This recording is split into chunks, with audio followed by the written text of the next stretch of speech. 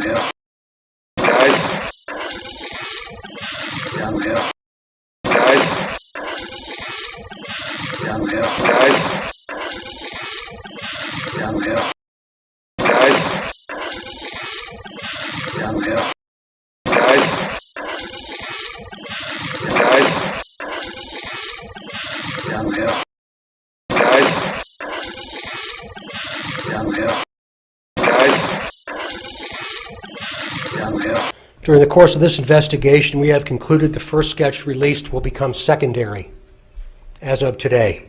The result of the new information and intelligence over time leads us to believe the sketch, which you will see shortly, is the person responsible for the murders of these two little girls. We're seeking the public's help to identify the driver of a vehicle that was parked at the old CPS DCS welfare building next to the Hoosier Heartland Highway between the hours of noon to 5 on February 14th, 2017. If you were parked there or know who was parked there, please contact the officers at the command post at the Delphi City building.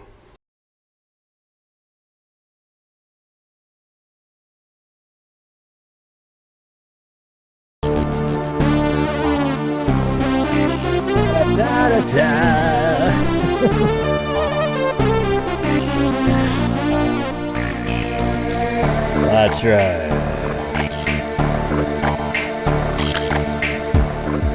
It's not Al E. Min. Anyways, get home, don't troll the channel, okay? Thank you.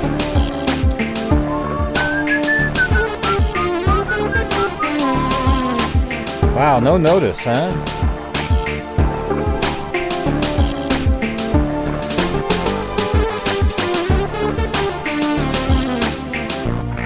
Yeah, it doesn't look like anybody got a notice. Yet again. Now let me see if I can goof around with this. Nah, doesn't work.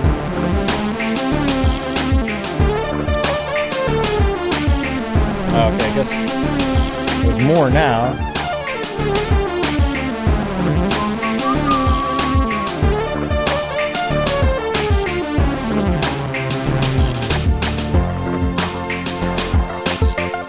Okay, good. All right.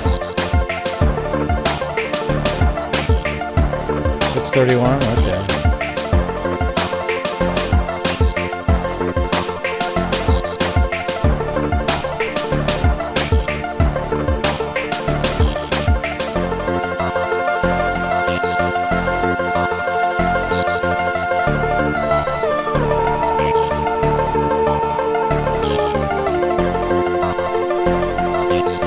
I'll just wait a minute or two.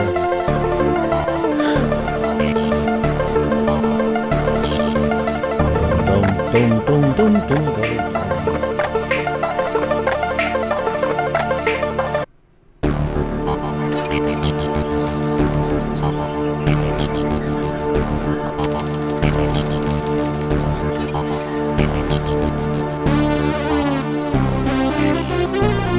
Yes, everybody. Today we have to debunk you know, Randy Gravitz, all right? But I like Randy Gravitz. I'm just saying what he put out today is false. And a lot of people out there are like, wow, wow, wow, wow. This is incredible, everybody. Oh my God, oh, it's a game changer, I even read. Oh my God. A game changer? Seriously?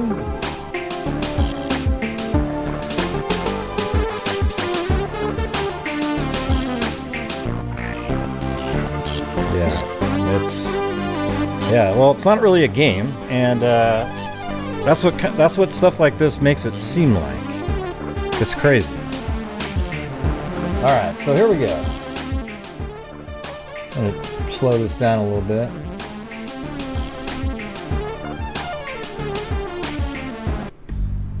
Put back on this stuff.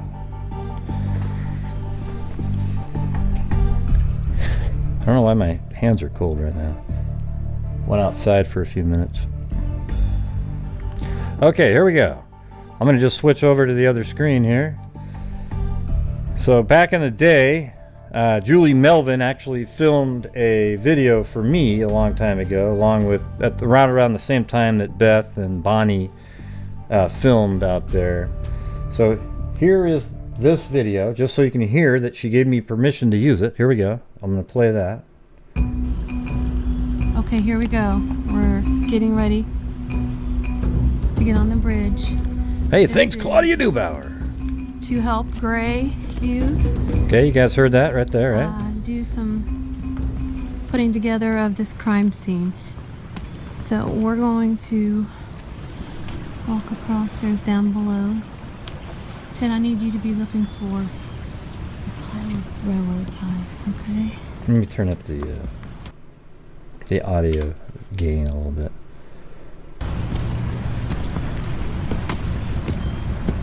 See, this video has all the answers in it for that kind of platform.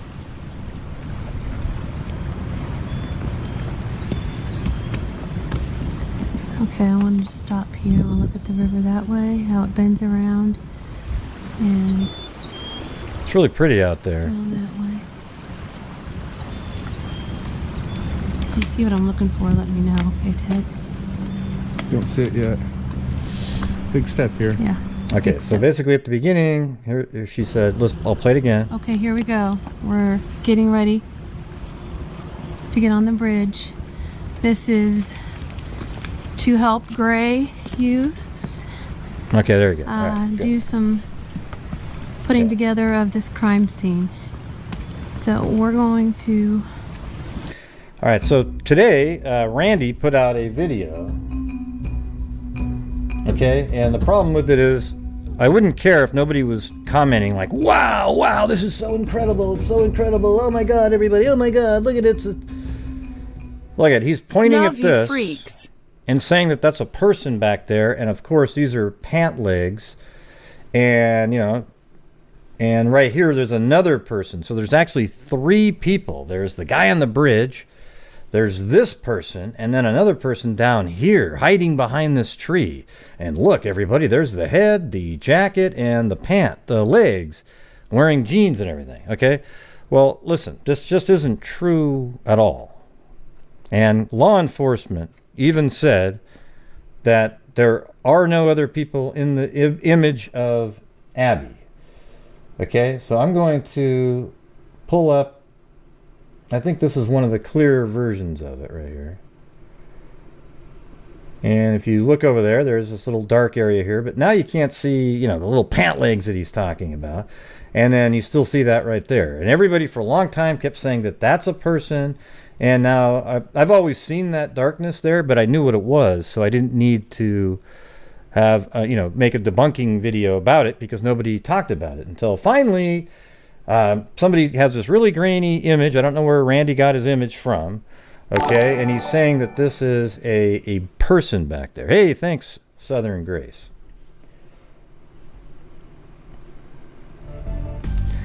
So let's just do this. This makes it really simple. If you just watch this video here, and as a matter of fact, Julie and her husband walk all the way across the bridge, and then they come all the way back around, and they come over to this area where we're getting back to where Abby's shot was from. As a matter of fact, the shot of Abby is Libby standing on this platform right here, and Abby standing about right in this area right there. Okay, so we could actually open that image back up and see that. And notice the damaged railroad tie. Let me zoom in on that so you can see it better. Right there, the damaged railroad tie. Well, that's right here. So she was standing right in that area. So we'll just move it forward a little bit. And it's funny because the person right here is the other person that helped me out with with videos too. They just happen to be there on the same day. They don't know each other, okay? So I'm going to show you right here. There's that tree that everybody used to claim. Oh, there's a guy standing behind that tree. Oh, wow, wow, wow, wow, wow, wow, wow, wow. The more times you can say wow and look at, the more people start believing it, okay? It's just total crap. So I'm going to open up that again. And you look in there and you see there's something right next to the tree there. How about take a look at this one? Yeah, right next to the tree. There's something there. And then now when you look at that dark area back there, it doesn't look quite the same as what Randy was showing you with the two legs and everything like that. Okay, but you see that there's a little shape right next to the tree there. And let's try this one, see if it's any different. Yeah, so it's ones like this that they've applied smoothness to it and everything, and then things start being glommed together, like right there. That looks like, oh wow, there might be somebody behind the tree there. Look at that, look at that, look at that, look at that, look at that, look at that, look at that, and look at up here, it's dark right there. Look. Anytime you see somebody really oversell something, like, oh look, it's clearly this, it's clearly that, forget it. All right. So now we're going to go to the actual video of that. And wrong case right there on the screen. That's the Allison Watterson case. I'm going to be actually interviewing Misty Watterson, I think tonight, if she's still available. And then we'll go over that interview, but I'm interviewing her again. So now I'm going to go down the bridge further, so it's a little bit closer so you can see these areas better. Okay, hold on. So right there, look at that. That's actually another branch behind that tree right there. That has nothing to do with, it's not a person, it's nothing. Watch. See that? That's just another branch that sticks out, but from a distance, the pixels and everything go together, and then all of a sudden, oh my God, it's a person! Look at that! All right, now that other dark area that he was looking at is right back there. See how you can even see how it's dark right back there? Watch, let's zoom in on it. See back there? Is that person still standing there? Wow. So all the way into March, when this was filmed, he's still standing behind that tree. Yeah. Yeah, I think Randy believes what he's putting out there. I don't think he's trying to trick anybody. I think he literally thinks he's seeing that, but I'm trying to nip this in the bud because apparently I was shocked to see so many people just believing it. Just, wow, oh my God, it's a game changer, everybody. Ooh. Okay, so whenever I hear something like that and I know it's not true, I feel obligated to go out and immediately debunk it. And I've done that on many other cases as well. I don't know what that means. We know this daft. Okay, so look back there. See how it's dark? That's the same place where in this image, right here, it's dark back there, but that's not the one he's using. He's using this one. See how it's dark and really blurry? Now it's easy to claim something. All right, look, there's a leg there and a leg there. Well, he's doing the split standing up, and apparently this is a head over here. Okay, you can't see that at all in the original copy, because if you copy an image, I don't mean by copy like screen grab. I mean literally copy. You get the image and then you have it yourself. Somebody sends it to you. You don't lose any quality whatsoever. Yes, this was all established ages ago, but yet it's being brought up again, And a bunch of lunatics just want to believe it wholeheartedly without actually giving a damn. People were even on the show going, Gray debunked this. Well, no. And see, the thing is, Randy mentioned my name. He goes, well, yeah, Gray debunked it, but you can clearly see. So now I need to come on and I need to show everybody before they get too amped up about it that it's literally a person. I mean, this is crazy. So this is a new area that I have to debunk right here. So you notice right there, here's the tree that they claimed originally that that's a person. Well, he's claiming that that's a person. Look, there's his head, there's the shoulders, there's the... Okay, it only looks like that because a filter was applied to it a long time ago, and this is a copy of a copy of a copy of a copy. And then up here, there's this dark area, right? So we're going to go back to here, and look, there's the tree that he's talking about. And then right back there is the dark area on a tree. But as you can see, that person obviously wasn't still standing there a month later, right? No thanks, Curious Georgia. This is how I do it. All right, so we're going to get as close as we can to it. And look, let's see if it pans back around.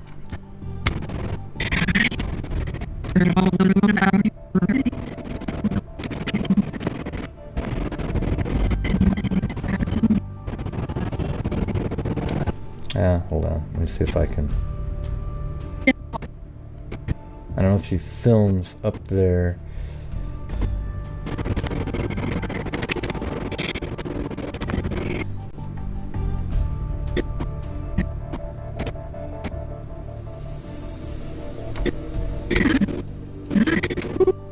Yeah, I think that's it, right? Like right there.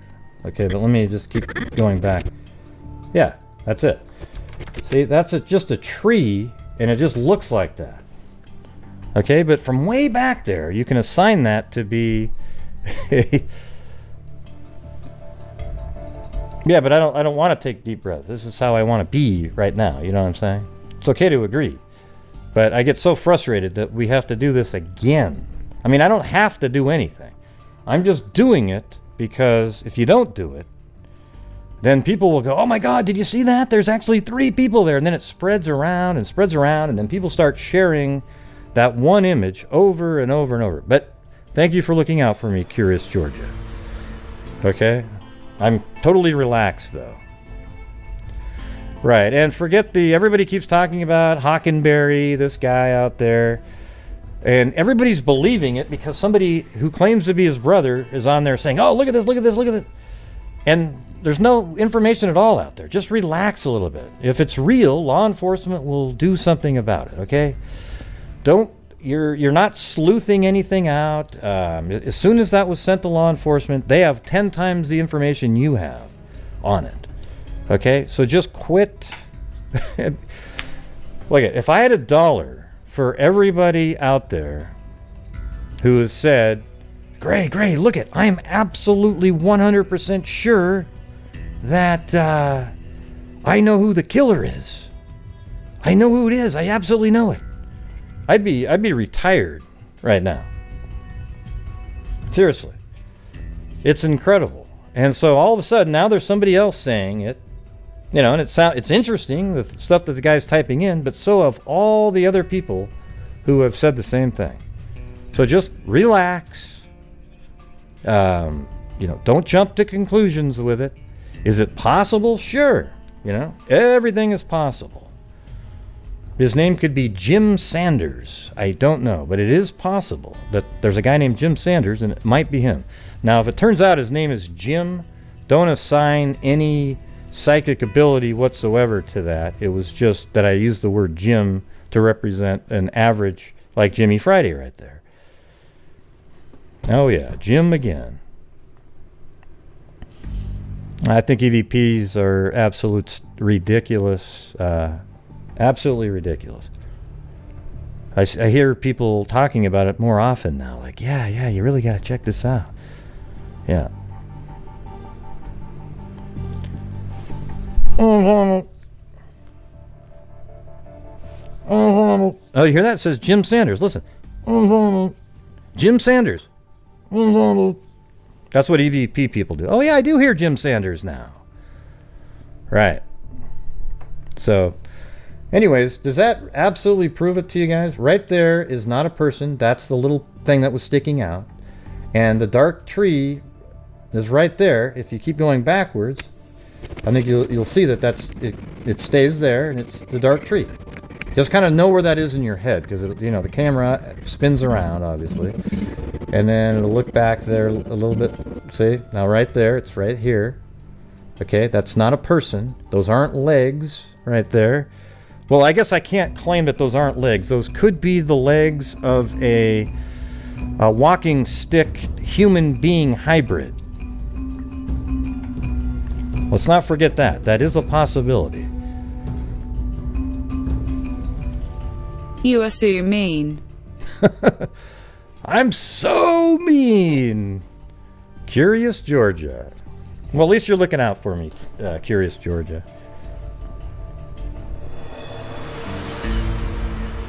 I'm so mean. Oh my God.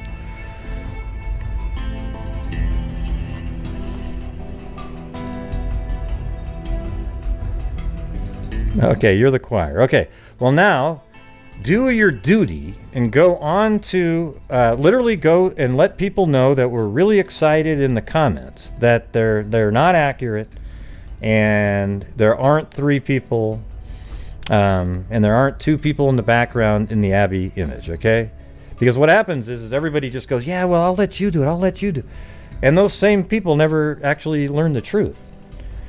Right? There's the darkness on the tree that he's talking about, and there's the little limb that makes it look like there's somebody. If you go all the way back to, let's see, how far back do I need to go?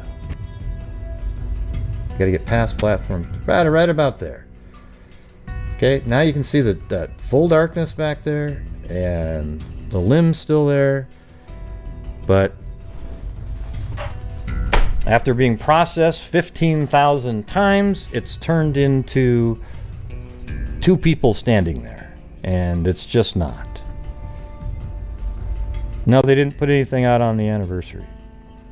I think there might have been a couple interviews out there somewhere. Okay, well there you go, everybody. I hope that helps clear that up. Make sure you go out and share that. Hit the like button, hit the subscribe button if you haven't already hit it, and but if you don't want to hit it, great. I only want people to subscribe that want to watch my channel.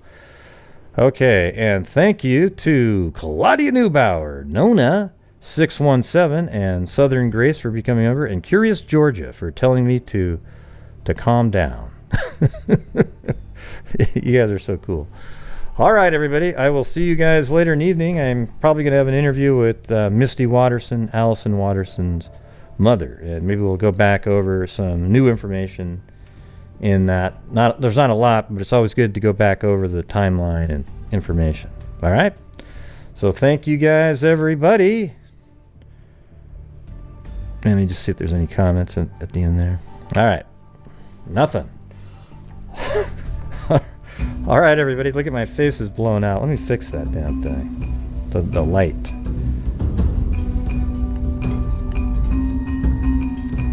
Dun, dun, dun, dun, dun, dun. Hey, thanks, Crystal, a.k.a. Beaver Gaming Sub. But you do see the white van under the bridge, right?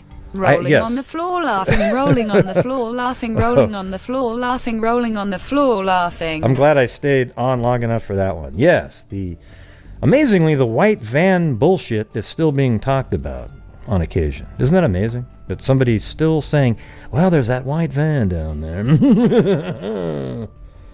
Yes, the good old white van that apparently was parked. Let's go back here a little bit. Oh wait, let me unzoom.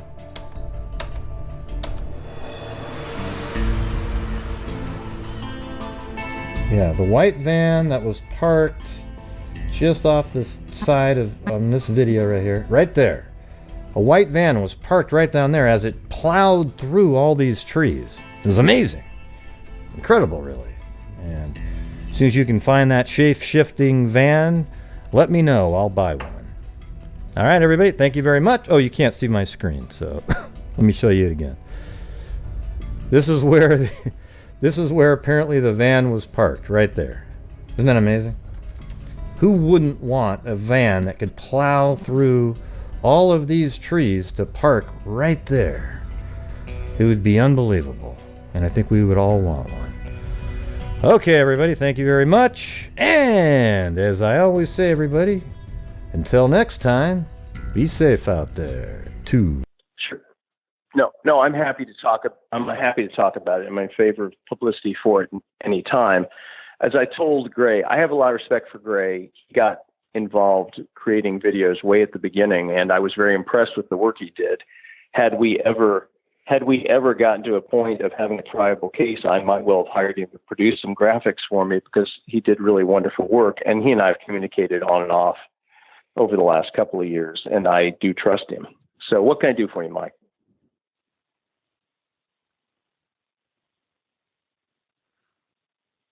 Well, my name is Rob Ives. I was the prosecuting attorney in Carroll County at the time that Abby and Libby were murdered. And in addition to that, I was the prosecuting attorney for a prolonged period of time afterwards, during the period of time, particularly when the FBI was in Carroll County in great force.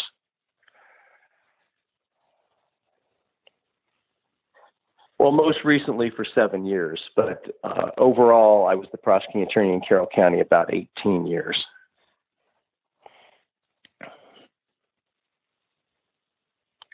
Well, when there's a really major felony in a small county, Carroll County is 20,000 people, 380 square miles, a highly agricultural county. There aren't very many people there.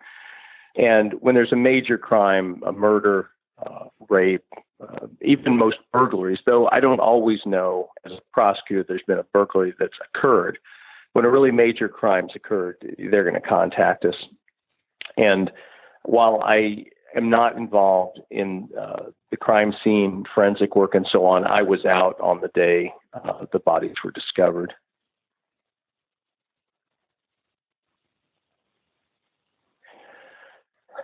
No, it's typical. You know, I don't know in really big counties or urban areas, probably not. But for me and for my deputy, Mr. Bean and we're both longtime prosecutors. When we're talking about a major crime scene, a murder, the main reason we want to go is not to tell the police how to do their job, but so that when people are explaining the crime scene to us, that we have a context in which to put that explanation.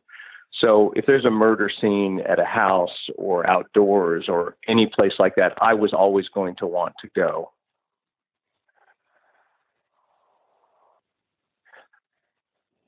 Well, to a limited extent, in a major case, sometimes prosecutors may make suggestions to the police. We may have our own ideas about some follow-up that might be done, but generally we don't run those investigations. But certainly in Carroll County and with the Indiana State Police and the Carroll County Sheriff's Department, we all get along really well and we work together really well, and they're interested in my opinions. But more importantly, as cases go on, subpoenas need to be issued and search warrants need to be issued. And so I need to be familiar with the facts because I produce all that. Or when I was the prosecuting attorney, I produced all that material. And thus, the more I know about the case, the easier it is for me to understand what it is they want to do and why they can do it. And sometimes, as a prosecutor, you got to say, no, we just don't have enough to get that. We need to get more. Or alternatively, the police sometimes convince us, no, we've got this and this and this. And sometimes, we become convinced they're correct. We don't want to be going to a judge asking for investigative materials, search warrants or subpoenas or similar things without having a proper foundation for that.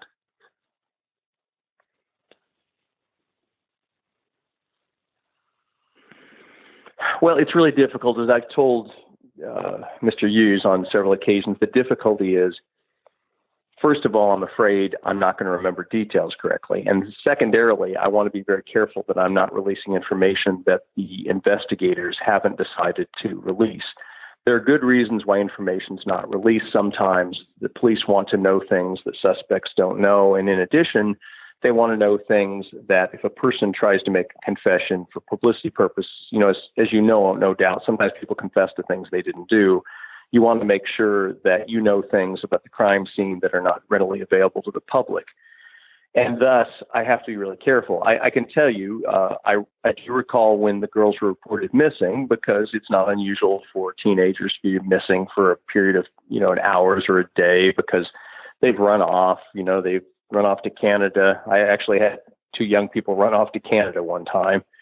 And generally you think, oh, well, they'll turn up tomorrow, they'll turn up the day after. And the next day it was shocking when the girls were found dead.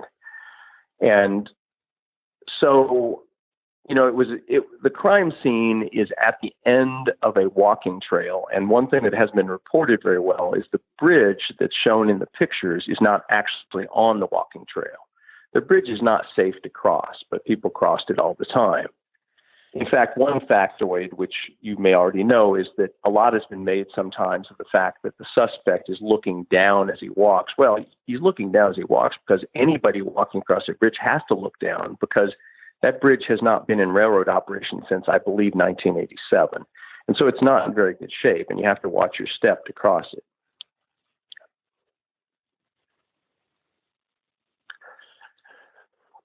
Well, there's no law on the subject. And one thing that's hard, I've had to explain to people in the past, in Indiana, in some states, I understand in New York, the prosecuting attorney is actually at the top of the chain of command of all his local police departments. But in Indiana, the prosecutor is not in the chain of command.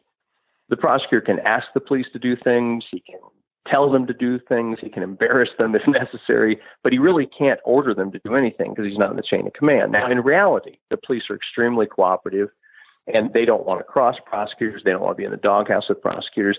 But on something like this, it's more a question of what makes good sense. Prosecutors are not investigators. There's nothing legally that prevent me from releasing anything. But I'm not a professional investigator. The detectives of the Indiana State Police and the leadership of the Indiana State Police make judgments about what they think should and should not be released, and I was never going to second guess those judgments. Now, I guess don't misunderstand me. If I thought they were doing something horribly wrong, I might have released something else, but I didn't have that feeling, and I wasn't going to second guess their decisions about such matters.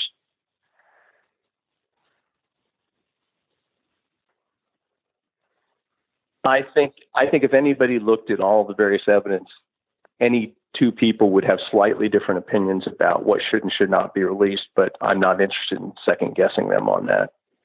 The one thing that I don't think was emphasized enough, even though it was certainly released, was the fact that the image of the suspect is an image from a video from a cell phone camera at great distance. People kept asking, well, why don't they enhance that picture? Why don't they make that picture? Well, there's no pixels to enhance.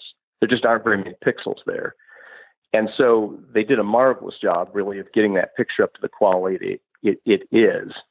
And I know that's confused people out in the public. Well, why don't? Because there's no magic, as you know. I mean, you have X number of pixels. Those pixels are a certain color.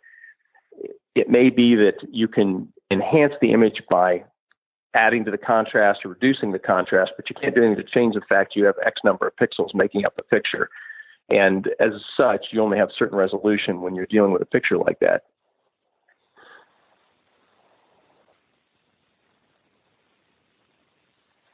There is a lot of crime scene evidence. Some of it is somewhat odd, but when I say that, any murder scene tends to have odd facts about it. I mean, in real life, obviously, people don't kill people really all that often. And this crime scene, there's a lot of evidence. There's a lot of unique facts there. And honestly, I'm shocked, and I promise you the police are shocked that it wasn't solved in a day or 2, because it just didn't seem, we're not used to in rural Indiana. Normally, if person A murders person B, it's obvious who the suspects are. And usually it's pretty obvious how to prove they committed the crime. This crime is very strange. But let me put this, go ahead. No, go ahead.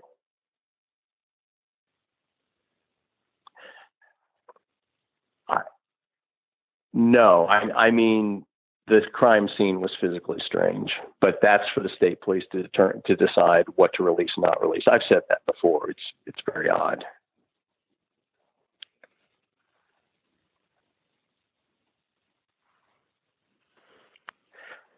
It's kind of hard to answer that, because in a case like this, they probably weren't going to make an arrest without talking to me or talking to whoever the prosecutor was at the time first, to make sure that we all agreed there was enough. Obviously, police make decisions to arrest people all the time, and if someone confessed or there was some piece of physical evidence, DNA evidence or such, that linked a person closely to a crime, well, they're going to go ahead and make an arrest. On a case like this, if you were building it up from a pile of facts, then you're probably going to consult with your prosecutor to determine, do you think this is enough? That's what in my experience, experienced detectives, experienced investigators know that they need to do that if they're building up a case on circumstantial facts.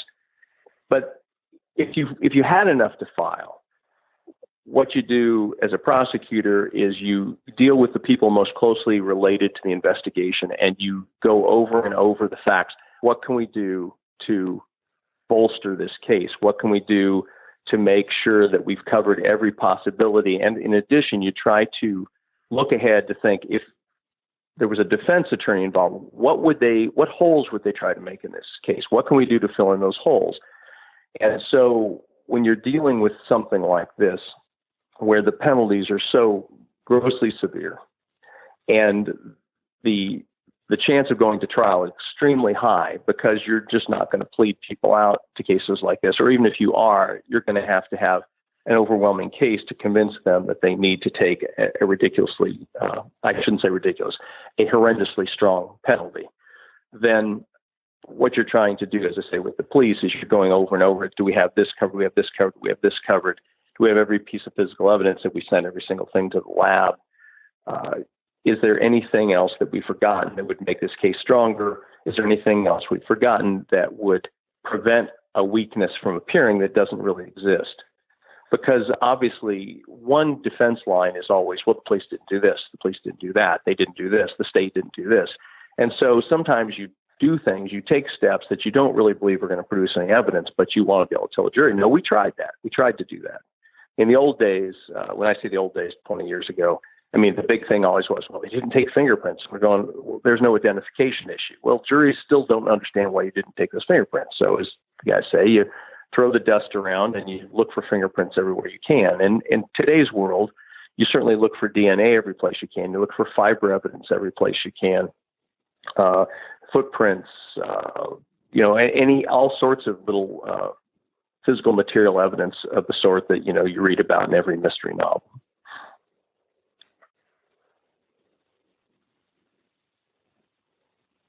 Well, yeah, absolutely. I mean, one thing, and this can be a problem sometimes with inexperienced police officers. Well, it's obvious, and yes, it's obvious to me, it's obvious to you, but we never know what is enough to be obvious to a group of jurors. And so we don't say, oh, we have X, that's enough. If we can get Y and Z, then we get Y and Z also, because you never know. When you go to a jury with a case and you say, we have proof beyond a reasonable doubt, not just that we think he did it, not that he probably did it, not that we're fairly sure, but proof beyond a reasonable doubt, you have got to bring everything you've got. Because just because I believe it or you believe it, you have to know that 12 people who are not familiar with law enforcement, not familiar with crime scenes, and who are instructed that they're to assume that the defendant is not guilty, they're going to want a lot of evidence.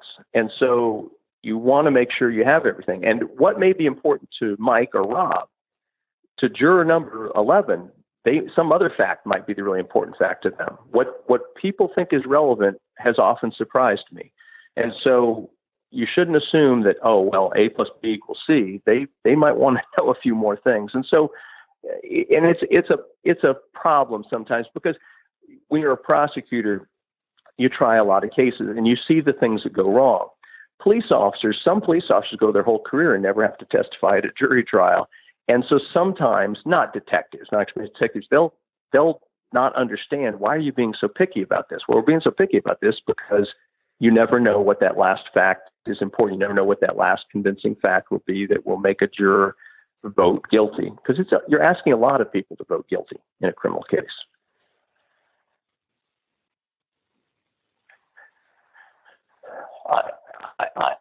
I'm not going to. I don't want to speculate about that, because That's not my decision. That would be Mr. McClellan's decision. I don't want to put him in a position where, well, Rob Ives said he'd do X. You could look at the Indiana law and you could see the penalties are extremely harsh for a multiple murder, and probably what you would imagine. And I don't know what the tactical decision making would be by whoever is responsible for this case to determine what charges they'd file.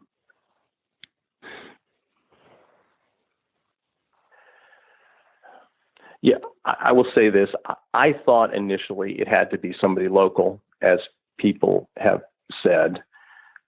And now I really don't know. I guess I'm afraid it might be somebody who happened to be there at the right time.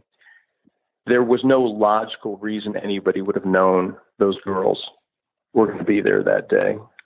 And a lot of investigation went into determining, did anybody know? And I don't know if you know this, Mike, but the reason they were out there in the most general sense was an outrageously beautiful day for February. I believe, wasn't it a February date? Yes. And I believe it was in the low 50s. It was in the 50s and sunny, which in Carroll County, Indiana is outrageously warm for February. And so I believe they just took advantage of the fact, oh, it's a nice day, let's go for a walk. And a lot of people did that. And so I don't know. I've never seen anything that would lead me to believe that anybody would have known they were coming. I can say that. As of the time I last knew the facts, I had no reason to believe anybody knew they're coming. Now, if the police know that now, and I hope they do, I'm not aware of that.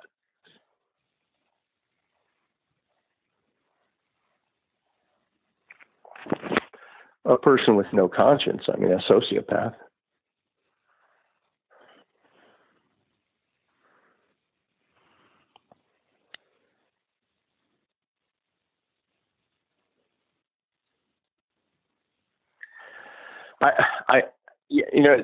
The best of my knowledge, and you can tell me, there's the method of murder has never been released. Isn't that correct?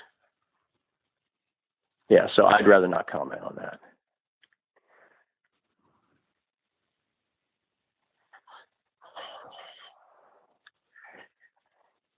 Even though I was a prosecutor for 22 years, my experience does not encompass anything in any way related to this case. Yeah, as I say, in big cities, maybe they have situations like this. You have a multiple murder, there's no logical suspect, and you can't figure out, you can't come up with chargeable evidence over a long period of time, but that's very, very odd from my experience. And so the tactical decisions or maybe strategic decisions the police make about what they're going to release or not release, I'm not really familiar. I have nothing to compare it to. And I am not a trained investigator. I'm a trained lawyer. I'm a trained prosecutor. I think I was good at that, but I'm not going to tell investigators the best way to investigate.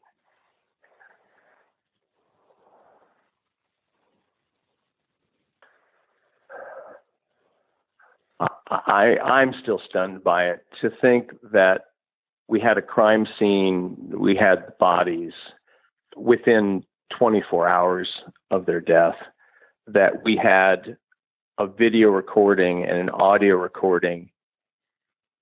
I would have thought, and I promise you everybody else thought, we're never going to have this much evidence. I mean, and there's, as I say, there's more. That we have all these facts, some of them somewhat unusual, and there's going to be something about these facts that's going to point to somebody. I am shocked, I'm stunned, but when I say that, I don't mean that I think anybody failed. Many, many great police officers have worked their tails off on this, and it's just, they just aren't finding any. And there were promising leads at one time or another, amazing things, but they didn't lead to they didn't lead to a person that was even close to chargeable. People have speculated, well, maybe there's somebody out there. I can tell you this, there was never a point while I was prosecutor that we thought, oh, just a little bit more, we'll charge this person. There is no such person while I was there. I hope there is now, but there was no such person when I was there.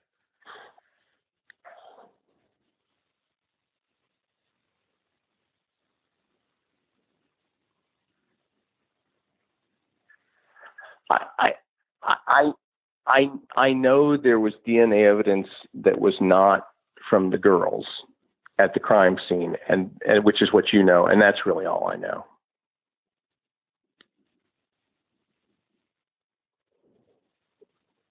I have very little experience with composite sketches because normally, in my experience, which was in Tippecanoe County and Carroll County and Clinton County, which are all Indiana counties, Tippecanoe County being a bigger county, but when I was there many years ago, I was not handling major felonies.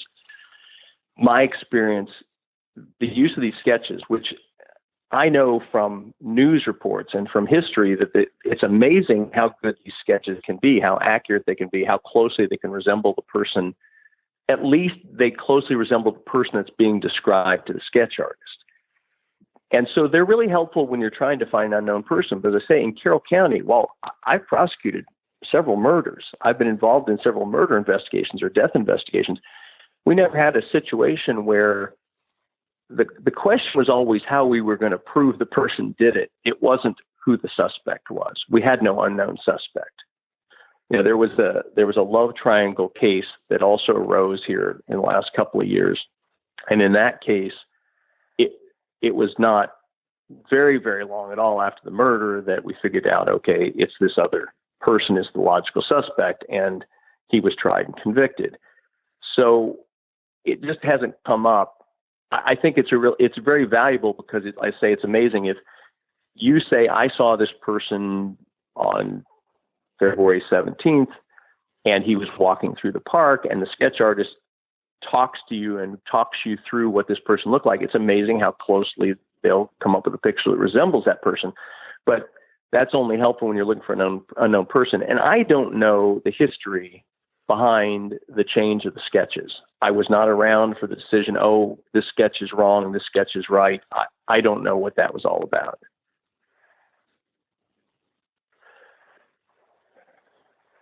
Well, it's terribly disappointing. I mean, first of all, there's such a horrible crime. Carroll County is a peaceful, safe place. Nationally, people were making comments. I can't believe that those girls were out there. From my office in downtown Delphi to out to the crime scene, you could walk there in 20 minutes or half an hour. It just wasn't out in the middle of nowhere. It's not talking like a national forest. It's just down a trail just outside of town. It wasn't in the middle of nowhere. And I would never have hesitated when my child was that age, say, oh, yeah, you can walk down the trail. But I would have said, don't go on that bridge. But that's a different issue. That's just a bridge safety issue. It was horrible to me because I guess let me put it this way, Mike. People would say to me, I did work a lot of hours in the 6 weeks after that crime was committed because we were sending out subpoenas and I was trying to help the guys with technical issues, making sure their printers were working and their laptops were working. And I would come in 7 days a week, just like all the cops were doing. And people would say to me, oh, Rob, you must be exhausted. I feel so sorry for you. I said, no, don't feel sorry for me. This is my job and I love doing it. The people to feel sorry for are these little girls and their families. It's horrible.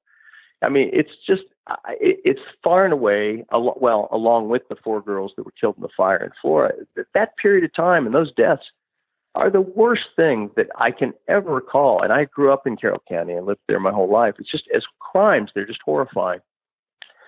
And then for me, it was very frustrating. A lot of people are working really hard and officers are coming from all these surrounding counties to help. And a lot of really sharp people are working really hard. And it's so frustrating that we can't find any justice. It's horrible. And it bothers me today. And I wish they would get a breakthrough, and I wish there was something else I could do to help, but I don't know what else I can do to help. So as a frustration in my career, it's by a huge margin, the worst case, the worst crime, and the most frustrating outcome so far that I can recall.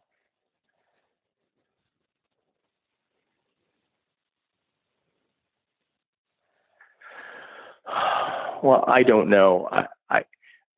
I felt strongly, I was very lucky. The gentleman, Jerry Bean, was my chief deputy, and Jerry had been the prosecuting attorney in Tippecanoe County for, I believe, 16 years. And probably there wasn't a more experienced prosecutor in the state of Indiana than Jerry. If there were, there are very, very few. And so I felt very strongly that we were ready and able to do the job that I wanted to catch the person that committed this crime. I wanted to prosecute him. I wanted to convict him. I wanted to make sure it got done. And so I'm frustrated by that, but that's trivial. I mean, what's important, as I say, is that we can't save the girls, but can we get some justice for their families and some closure for them? Because everything about it's so horrible. Whether I did it or didn't do it is not important. What's important is that it gets done.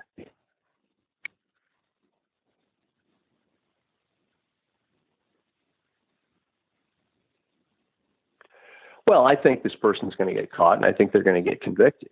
But I guess what I'm afraid of now, it might be one of these situations where somebody gets caught 2 years from now or 6 years from now and admits to something, and then as part of a deal, as we have seen in the past with serial killers, they'll say, oh, I also did this other one. As long as you don't give me the death penalty or some similar thing, I'll tell you about that. I don't say that's what this person is. I don't say this person's a serial killer. All I can say is that generally, what I tell people all the time, people get really worried about murder, but if you're not living in an area where there are common disputes over drug territory, generally the only people that kill you only get killed by your friends. You only get killed by your relatives. If you can trust your spouse, your girlfriend, your boyfriend, because almost all murders in rural Indiana are crimes of passion. Somebody's really mad about something. You're not killed by a stranger. They don't kill you to take your wallet. You know, they don't kill you just to hijack your car. They kill you because they're mad about some romantic relationship or some family relationship or something like that. That's what happens. I mean, I've had cases 2 times in Carroll County. Grandsons killed grandparents because the grandparents wouldn't give them money. That seems ridiculous, but they were people that knew each other that had a dispute of a family emotional nature. That's the sort of murder that we would have in rural Indiana. This is not like that. There is no apparent motive. There's no logical reason for it. It makes no sense. It makes no sense that anybody would murder somebody where this murder occurred. And in fact, if you go out to this, I've told Grant Hughes I'd like to go out there with him. You go out there, there's actually at least one house that you can look down from a property, a residential property, and see where these bodies were found. It's not totally isolated out there.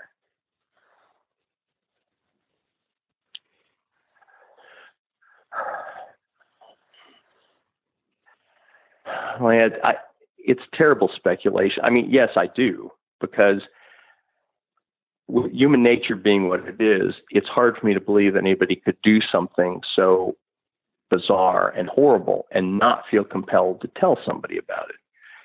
There was, honest to goodness, a case in Carroll County many years ago. We have a tremendous state police detective named Herb Clear, where the case started because a fellow in a bar in Japan on military duty was talking to somebody else and said that people had been murdered in Carroll County.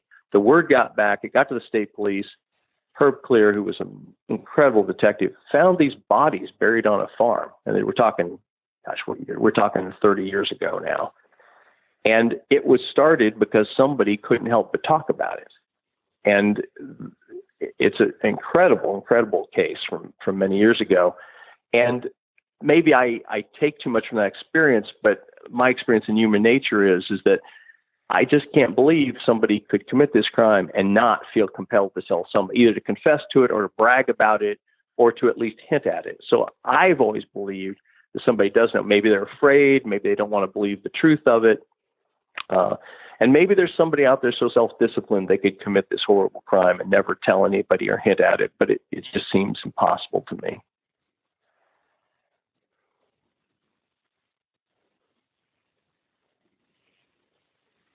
I can't give you a number, but the problem with that is people, you know, we did searches and so on. And so people would think, oh, the search is here, so so-and-so must have committed that crime. And that's a terrible, terrible jump to make in your reasoning. That's just not what was going on. And so I don't know how many persons of interest, you know, you could take particular police officers. They may have said, well, maybe so-and-so could have done it. Maybe so-and-so could have done it. You know, you look around, you go, who was available? Who could have possibly had any motivation? But in my opinion, as I told you before, there never was, while I was the prosecuting attorney, a person that we said, well, we're pretty close to charging this person. We think they did it, but we can't quite prove it. That person has never existed. Now, other people may have different opinions on that. That was my opinion.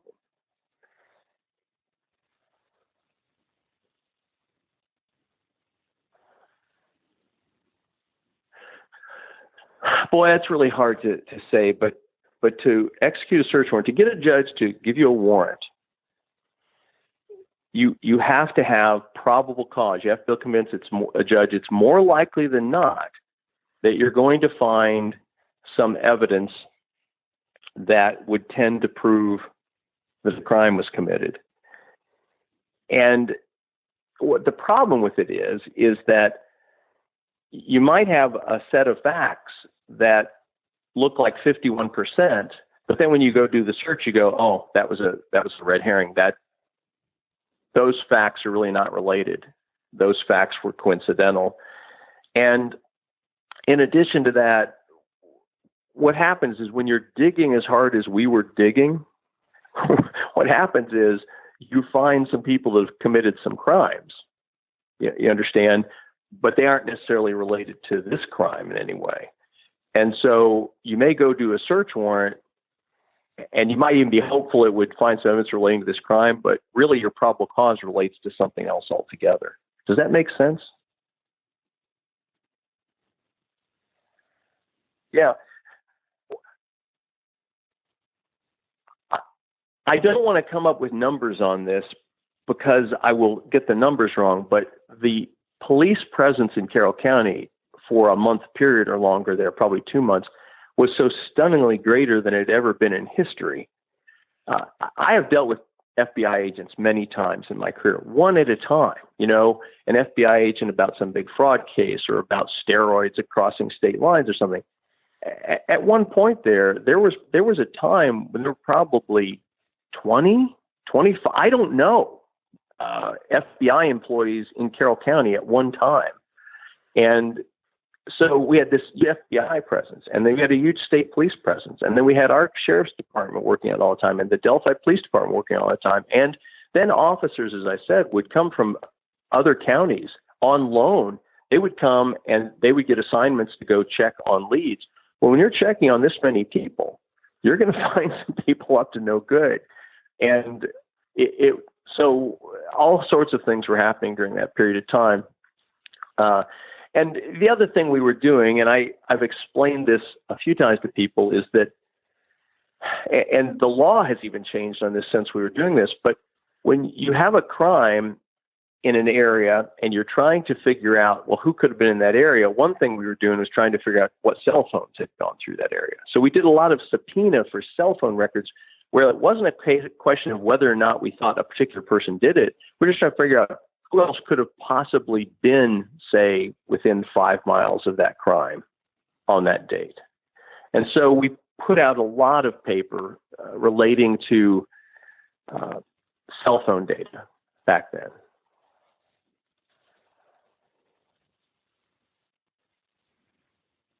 Yeah. When you're talking about a search warrant or an arrest warrant, there has to be probable cause that there's evidence of a crime. But when you're subpoenaing something that is subject only to subpoena power, then it only has to be reasonably related to a criminal investigation. So if you're doing a search warrant, there has to actually be suspicion or probable cause of a crime.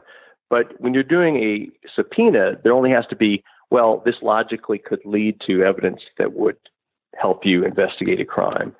And then the courts have had a tough time when you talk about cell phone technology, determining what issues are privacy issues that call for search warrants and what issues are not so privacy issues that just call for subpoenas. And the courts are still trying to work that out. And during the period of time we were doing this, that the law was in flux. But we produced a lot of information just trying to figure out not, again, who committed the crime, but who was physically present in the area. And of course, if you found there was somebody physically present in the area that was there for 3 hours or was there and had never been there before and has never been there since, well, you'd go talk to that person. That doesn't mean they committed the crime, But you'd know that very few people just pass through, would be near a cell phone tower near that crime and so on. So that was one thing that was going on.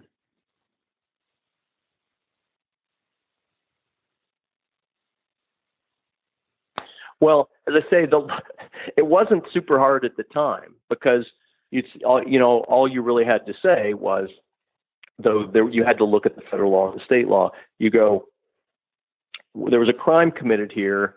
We want to know who was in that area during that period of time. And then all you get is, you're not getting the contents. You're not getting the phone calls they made. All you're getting is this cell phone with this number pinged off that tower during that period of time. It wasn't hard to get at that time. I suspect now, and I'm not up with this because I'm not keeping up with it at the moment, it's harder because the courts, there have been a lot of rulings since then about what is necessary to get that information from cell phone companies. And I'm not an expert on that subject.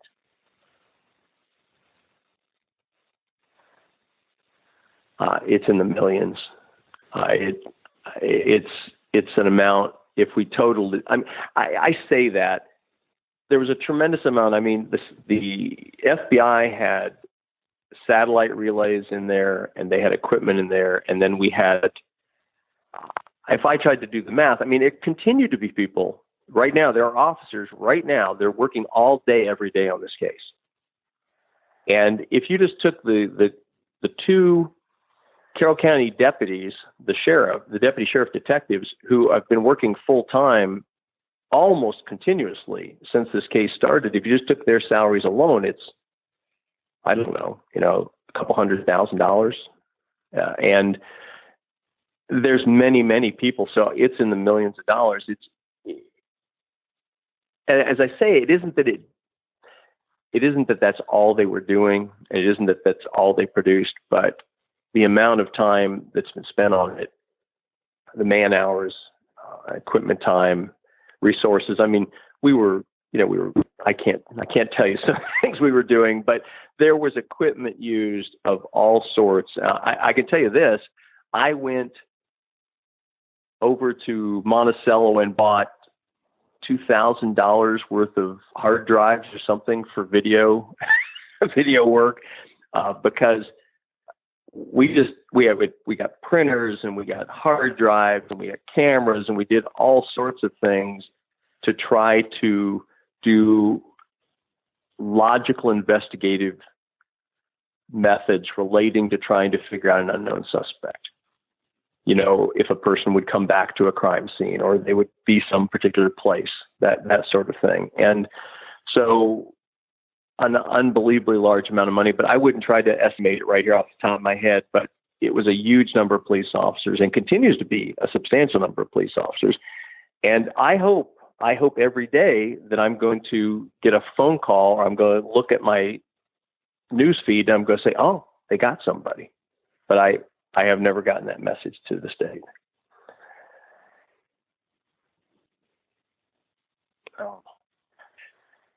I wish I had a number, but if you ask the state police, if you ask Kim Riley, the public relations officer, he probably could come up with a number for it, but it's thousands. And there were some kind of silly ones, but people were really trying, and there was a lot of great information that came in. I mean, I took some of those calls myself, and they're so busy early on, I actually manned a phone one day. Yeah, that's right. Well, when we've got a whole table, eventually they moved it to the FBI's call center. But at one point, we were just running a call center ourselves, and we had lots of volunteers. And these were all, they tended to be like jailers and dispatchers, and people are used to taking these sorts of phone calls. And early in the morning, or at some particular hour, we'd only have one person and there'd be three phones ringing. So I just answered the phone.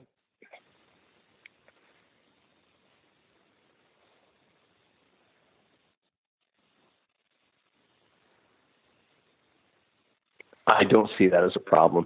But Mike, as I told, my belief on this is, and I don't believe anybody in law enforcement disagrees, anything that will generate publicity about this case is okay with me, because I believe, and one thing, I had a difficulty, one of the Indianapolis TV stations couldn't understand why there was a press conference about Abby and Libby and not about the four girls that died in the fire in Florida. And I said, well, because we don't have any information to release.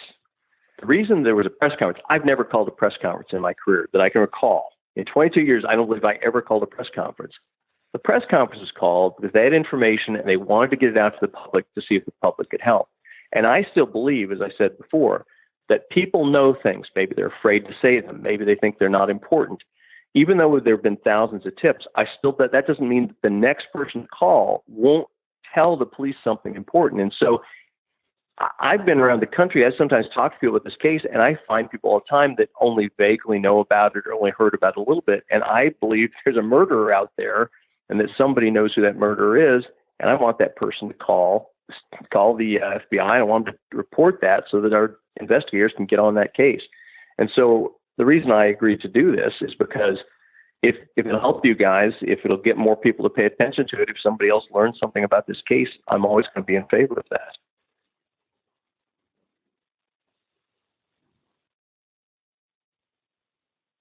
In those early days, there would be numerous TV trucks in downtown Delphi all night, every night in those early days. And it was funny. And I know a few of the news people, but it was almost like you couldn't walk across the street without running into some Indianapolis news person.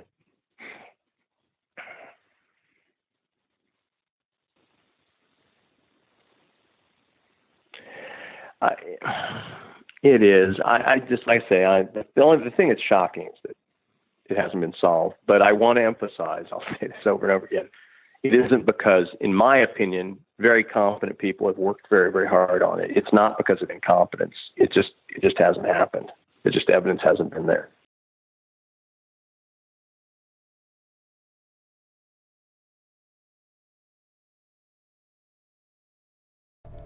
Hello, this is Grant Hughes. I've been working for a while on a video where I take the suspect video in the Delphi case and place it on a larger video of the scene as it looked back then in February 2017. I had a friend that went out there in March 2017 on a very sunny day, so got a very similar look. We were able to determine, her name is Beth, that off the end of the bridge is where Libby was standing based on some artifacts that you see in the image. Not really artifacts, but it looks a certain way. Like, for example, right here, this little white nodule that you see right there. It's actually probably about a meter-long section of the side rail that's damaged. Might be a little shorter than that, but that's just what my memory is from seeing the actual video of them, of my friends walking by and filming that spot. Okay, but I've always wanted to take the suspect video and place it on the bridge so you could see how he looked at the time. So I stabilized the Delphi video that was released by law enforcement by taking each frame and lining up the platform, forked tree, and the side rail. And that stabilized the video quite a bit, and then I was able to place it on a larger image of the bridge. So let's go ahead and take a look at these clips right now.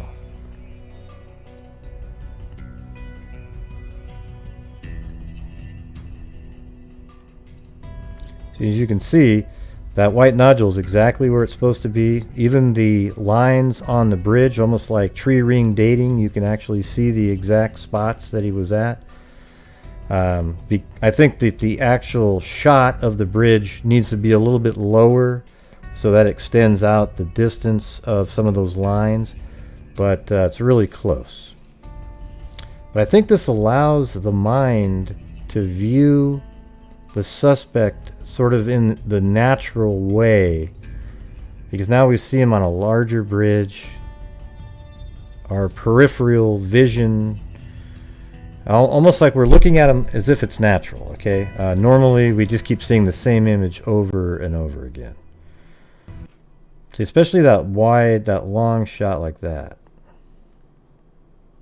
I think that that's really useful. And so here's the bridge. It's actually a much larger image than that.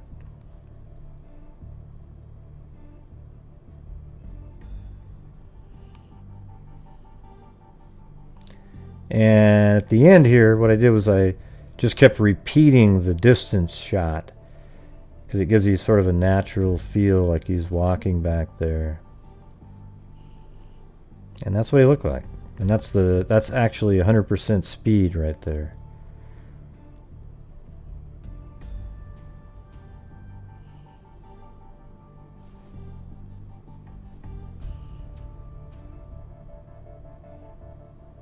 Okay, now I'll play you the entire thing full screen with the audio as well. Okay, so I hope this helps visualize the Delphi suspect in a better way. I think if this is spread around, a lot more people have a chance of recognizing him, because this is a much better way of viewing the suspect. Okay, so thank you for watching, and here is the full screen version with the audio as well. Guys. Downhill. Guys. Downhill. Guys. Downhill. Guys. Downhill. Guys. Downhill. Guys. Downhill. Guys. Downhill. Guys. Downhill. Guys. Downhill. Guys. Downhill. Guys. Downhill. Guys. Downhill. Guys. Downhill. Guys. Downhill. Guys. Guys. Downhill. Guys. Downhill. Guys. Downhill. Guys. Downhill. Guys. Downhill.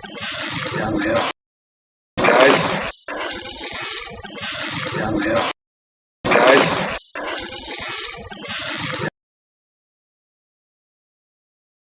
Guys. Downhill. Guys. Downhill. Guys. Downhill. Downhill. Guys. Downhill.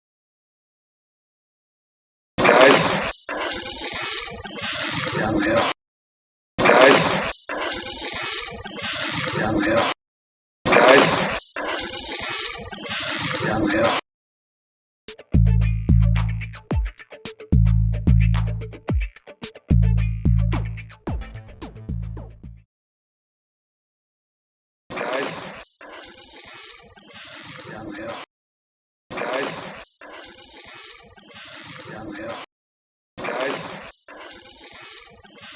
Downhill.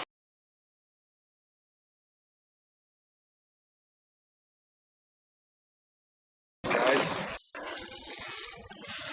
Downhill. Guys. Downhill.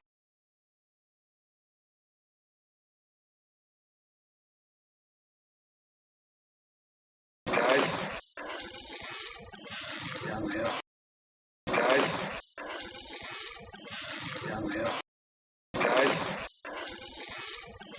Downhill. Guys. Downhill. Guys.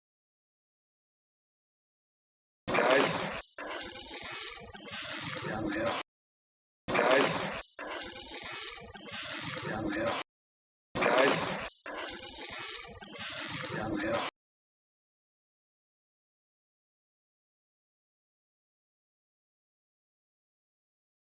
Guys. Downhill. Guys. Downhill. Guys. Downhill. Guys. Downhill.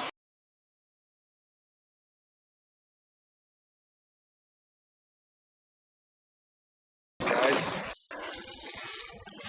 Downhill. Guys.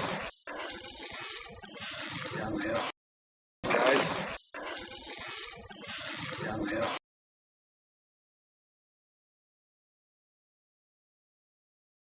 Guys.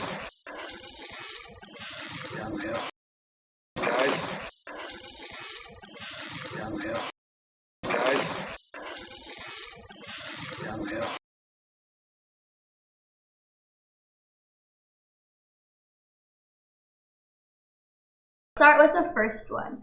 So how did the Indiana State Police become involved with the Abby and Libby case, and were they classified as missing persons at the time? We got involved the day after the girls went missing, and we've been involved ever since, in large part because of the amount of resources that the ISP has that most local agencies don't. And of course, I committed any resource that we have within the ISP until this case comes to conclusion. Let's make sure I can hear you. Okay, and what is the standard procedure for your department when you get a call about a missing person, specifically a missing child?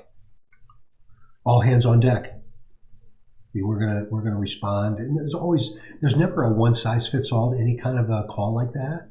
They're always different. It could be age, it could be mental stability, it could be a domestic situation. We never take them lightly, I guess is what I'm saying to you. Mm-hmm. Yeah, definitely not.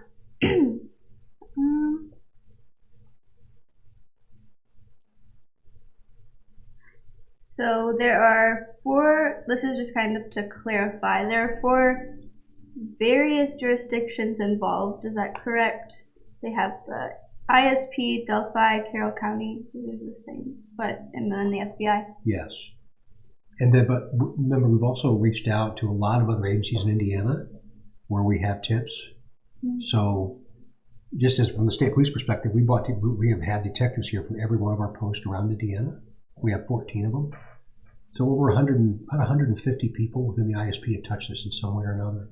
So there are a lot of other agencies too. Mm-hmm.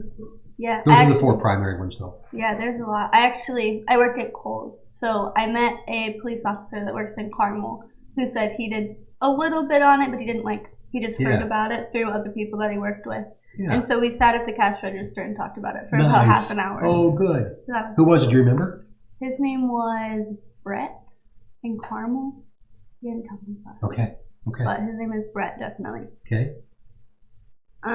So what was each department's role in the case, and how did you all work together? Gosh, each department's role was to work at their maximum capacity, whatever that might be. Both Delphi City and Carroll County worked to their max capacity. They gave all the resources that they had, both in things and people. The same thing that we did as a state police agency. And then the FBI did the exact same. And we ended up leaning into the FBI in large part because we realized we weren't going to probably be able to manage this much data, especially the number of tips that were coming in. So that we recognized that was a deficit for us. But the FBI had it and they brought it in. So anything that we had, we were bringing it to Carroll County. I think it was really cool that, I think that day, right after I heard that the girls were missing, or actually that they were gone, the FBI was there hours later. Right. I think that I was actually questioned by an FBI agent the first day, maybe. Probably so. Yeah. Probably so. How was it decided which department will ultimately take charge of the investigation? That is a bit of a tough question right now, but I don't mean that in a bad way. I mean it in a good way. We will continue to have the most resources attached to it, and I know that when the arrest is made, and I know that there will be, we'll do that together. I think it's coming really soon, right? I do too. Yeah. I do any day. Yeah, I pray every day. So I'll sit in bed and Doug's gonna call me today. They're gonna call me. Oh, you have no idea how much I'd love to be able to do that for you. Oh yeah, I sit there and wait. I watch my phone. Do you know how many man hours and how much money has been spent on this case overall between all the agencies, or yours specifically? Oh, I don't. I would have no idea. Well, millions of dollars. That's a lot. In time and anything that we needed. I remember specifically calling the governor that day because we didn't have the means by which we could purchase food that quick. And I'll never forget he committed to me anything. He meant it. Yeah, he did. He keeps in contact with us too sometimes. just with like the ball field and that kind of thing. Yeah. And he's like, we're going to make sure this gets solved. Yeah, and he will too. Yeah. He will. He's given us everything we've needed. Yeah. And I think with food too, the community kind of helped in Delphi. Oh my gosh. That's a whole nother issue. Oh yeah. Oh my gosh. Unbelievable meals. I'll always remember this community for the outpouring of support for your family. But then that transition to us and how they welcomed us. Mm-hmm. Some of the best pies and casseroles ever. So yeah, we ate really well. Yeah, Yeah. Our community is really great. Wonderful. We open our arms to anyone, especially when somebody in our community needs help. And I think we kind of learned that after. For sure. So that You should be very proud of that. I hope everybody is. I know I am. Good. I don't talk to very many Good. people there anymore since I live away, Right. but definitely, I definitely think we help each other a lot more now. Which department handled the initial response on February 13th when the girls were first reported missing? Carroll County and Delphi City. How quickly did police become part of the official search for the girls? I think relatively quickly. I think so too. Yeah, remember, it's a very small rural community, so the word travels fast. Mm-hmm. And it was just, again, the outpouring of support. We've seen sometimes can lose sight of that initially, but it was unbelievable. As investigators walking around in the wooded trail type of area, like the area that was searched for the girls, what are some of the challenges that the searchers might have encountered? And what kinds of things were we looking for? Well, certainly access was tough because it's very rural. And there's a lot of rolling hills out there, and there's a lot of woods. So that's always a challenge. The one thing that was not an issue at the time was foliage on the trees. So visually, there was more available than there would have been in the summertime before the leaves fell off. But that was a very challenging area, no doubt about that. Yeah, definitely. Yeah, I know I was terrified to cross the bridge, but knowing now that I know I didn't even have to cross the bridge. That's right. But I did it twice, and I don't want to do it again. And twice on the same trip, one way and back. Mhm. Now I want to do it again. Yeah, Libby always forced me, and I would have to crawl like over like these Yeah. giant coals. I'm like, how did they even cross it? Like I would be terrified. Unbelievable. Yeah. Unbelievable. Yeah, one of the many things I admire my sister for. I Yeah. could never have done that. Right, me either. Okay. And what kinds of things were we looking for while we were out there? Anything unusual. Anything unusual at the time. I have one big issue. When I was out there, I was looking for like my sister. So then when they're like questioning me, they're like, "Did you see anybody around you that you were like suspicious about?" I'm like, "No, I was looking for my sister, like on the ground somewhere." Right. So like now when I think back and they're like, "Who was with you at the time?" I'm like, "I have no idea." Yeah, and that's I don't something. remember. Yeah, Yeah. and that's a good answer. Yeah, I have no idea. If something hits me and I'm like, "Oh, that guy that I saw," I'm like, I'll say something. I'll tell you guys. But I'm like, right now. And then, that don't could know. happen eventually. Yeah. That could happen. Yep, and I think I've learned that through my forensic psychology classes. Mhm. They're like, someday you might just click and be like, oh, like this guy was walking with me Right. that day. Right. But right now, Dang, he looks familiar. yeah, And then remember, oh, that's where I saw him. Yeah, that's right. yeah, Yeah. and just right now it's just not there yet. Yeah. So we're getting there. I do write a lot so that I'll try to remember something. Good for you. Yeah. I still haven't. So did the police give specific instructions to searchers on what to look for and what to do if they found anything? I have no idea. I wasn't there then. I have no idea. I hope so. Honestly, I don't remember being told anything. I think the fire department told us to get a firefighter if we saw something and they needed to contact police, but I think that's all that I was Yeah. told. And we all kind of met up in one place, and Right. that's all that I remember. And then we all kind of separated and went in a million directions. Do you remember how many total searchers were involved on either day, the 13th or 14th? And how do you try to ensure that the search for potential evidence isn't lost or disturbed? Yeah, that's a very good question. And there were lots. And that's always a concern because we have to, from a law enforcement perspective, we try and look at these as a very methodical grid search.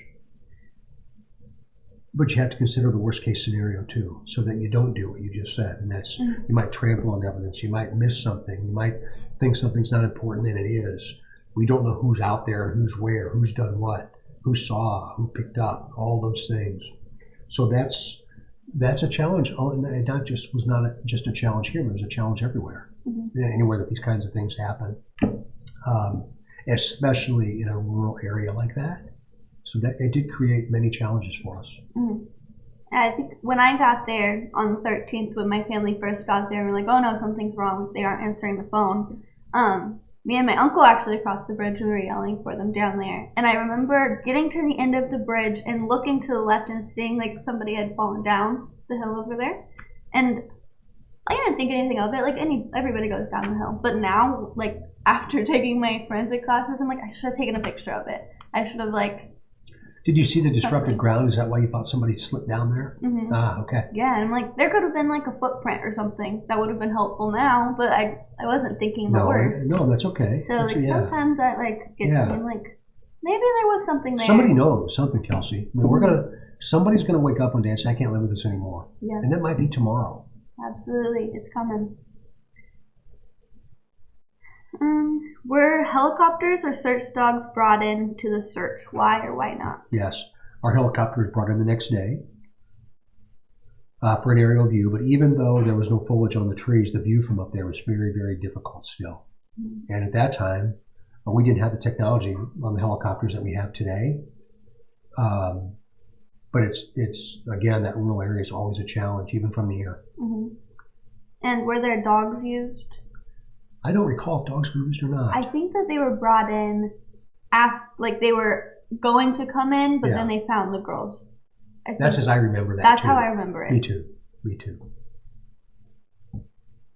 When the girls' bodies were found, did the case immediately switch from missing person to double murder case, or was it a suspicious death type of investigation? No, any one of those will always be the worst case scenario, and then we work it backwards.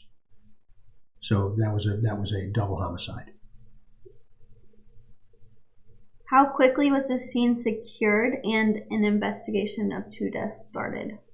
Almost instantaneously, as I understand it. I got up there about 2 hours or so after the girls were found, and at that time it was completely sealed. I don't remember where I was at that point. I was like all over the place. I went to my grandpa's house, my other grandpa, and then after that I'm like total blur until the funeral. And then after the funeral I can talk about whatever. But before then it's like everything's a little fuzzy stuff. Yeah. Can you confirm that the girls were laying side by side? I can't talk about that.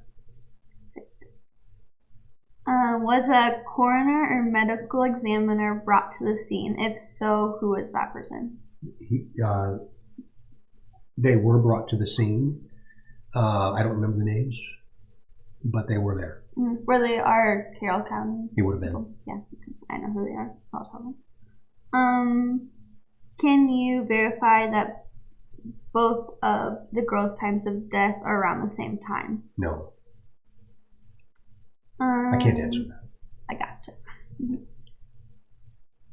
How does a murder investigation start out for investigators? Well, as I said just a few minutes ago, they start out as the worst case scenario and work them backwards. Once the investigation begins, things slow down.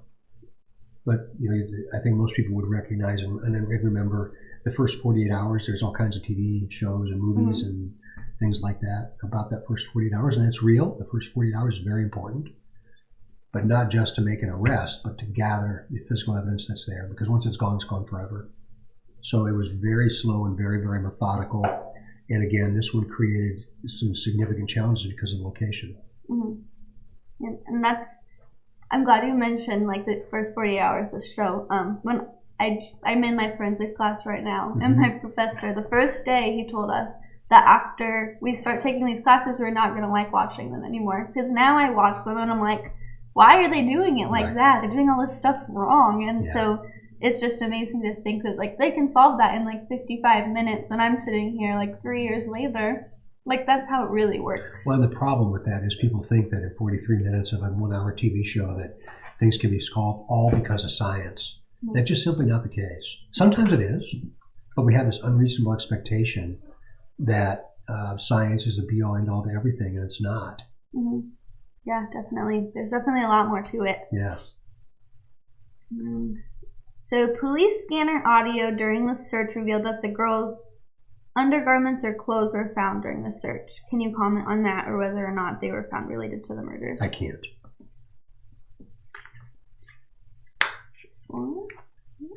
Yep. All right. Remember, there's things that we know that only the murderer knows. Yep. So I can't talk about anything having to do with evidence. Absolutely. And I know that, but I told them I'm going to put them in here. Anyway. Police didn't announce to the public right away that the girls were murdered, but how soon did investigators determine that the girls were murdered? I'll just say very early. Yeah, right away, I would assume. Police choose not to release the cause of death. Can you say why that was? Only the murderer would know. Can you give us any details of where Libby's phone was found, and how quickly did you realize the phone itself might include evidence for the case? I can't talk about that. I'll skip that one. In past cases, police have reached out to companies like NASA and Disney. Did you enlist any experts in source with the video? We enlisted a lot of experts, and that's how I'll answer that question. At some point, investigators realized that there is a man captured on Libby's phone, and that suspect may be a potential witness or suspect. How long did it take for you all to figure out that he was likely a suspect and not a witness? That has to do with an investigatory process, so I think I'll leave that question alone. As an investigator, how encouraged were you that the video was a video and audio that you had found of a potential suspect? Important enough that one day I'm going to tell her thank you. Me too. I was pretty proud of her. Very proud. So I saw that, and so at Delphi, the students and like the teachers weren't allowed to say anything about it because they didn't know how it would affect the kids there. So I was in a Spanish class, and I had just went back when that was released. And my Spanish teacher looked at me that day, and she knew that there was a press release, and she's like, "Kels, why aren't you there?" And I said, "Well, my grandparents are there, so that's okay." And I didn't want to be part of it at the time. I just needed to get away. And I was going to watch it on my phone because I could sit in the back and just be quiet. And she says, "Well, do you want us to play it in the class?" And I'm like, "You're not supposed to do that." But she shut the door and she locked it so nobody could come in, and she played it. And so like our whole class was sitting there together watching it happen. I remember everybody just going completely silent and just looking around at each other. And that was a really... Was that when we were at the church? The press conference at the church? I think that you were at the church. Okay. Yes. Yeah. Yes, it was I very... remember it like it was yesterday. Yeah, me too. That's kind of how I remember. I was with my people that were really close with me, and we were all sitting there together, and it was just... Even the That's people... kind of a neat moment for you, wasn't it? Yeah, like even the people that didn't know her were sitting there in tears because it touched them so much. So that was just a really amazing place to be in that moment. Oh, that's terrific. Neat story. Yeah.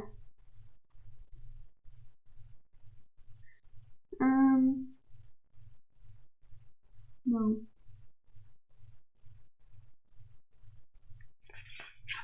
I'm skipping the ones about the video because you're not going to talk about them. I won't. Were you shocked or surprised after releasing the still photo and audio of the suspect and it went viral that he wasn't quickly identified? I was. I was, and even a little bit disappointed probably. And the reason I say that is I may be jumping ahead on your questions, but anybody that closes their eyes and thinks of a family member, or a friend, or a coworker, or a neighbor, whoever that might be, and you see them from the neck down, you know who they are. You know who that is. So somebody knows who this person is. So that's a negative to this, but it's also a positive to this to me now. I didn't realize that at the time, but I know that somebody knows who this person is. Mm-hmm. Definitely. And how shocked or surprised are you that it still hasn't been identified after 3 years? Well, I can't imagine what you and your family have felt and experienced and endured over this period of time. But I carry a piece of the bridge in my car, and I can't wait to get rid of it. One day I will. Yes, I'm waiting for that day for you guys too. I know you guys put a lot of emotion into it. Like, even when people don't see it, they're like, "Oh, these cops are really bad people." I'm like, no, they're not. I don't know. I don't know where some of these people get their information about police officers. But it has taken its toll, and this has become the focal point of individual lives to be able to bring this person forward, mm-hmm. and to allow your family to heal. The byproduct of the consequence of that is the consequence on other people, and then not just us, but community members.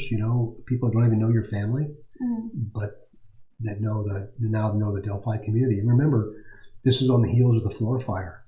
Mm-hmm. So 2 tragic events that occurred in one county, months apart, that remain unsolved. Definitely. It weighs heavy. Definitely. And I think we just put ourselves out there and talk more, but I definitely advocate for them too. I hope that both of our cases get solved very soon. Yes, me too. Oh, no. Is there any additional evidence that you would release in the future if it were needed to help solve the case? Maybe. How closely did you look at Abby and Libby's social media to see if they could hold any clues? We know a lot.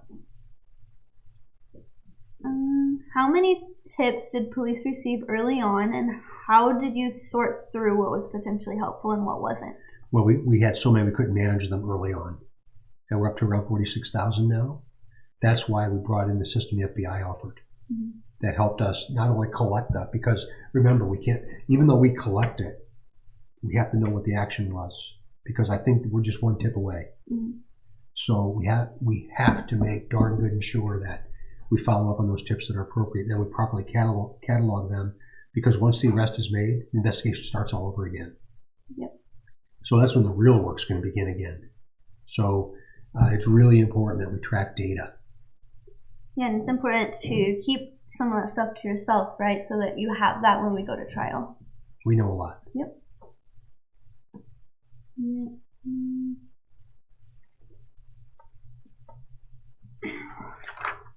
Let's do this question.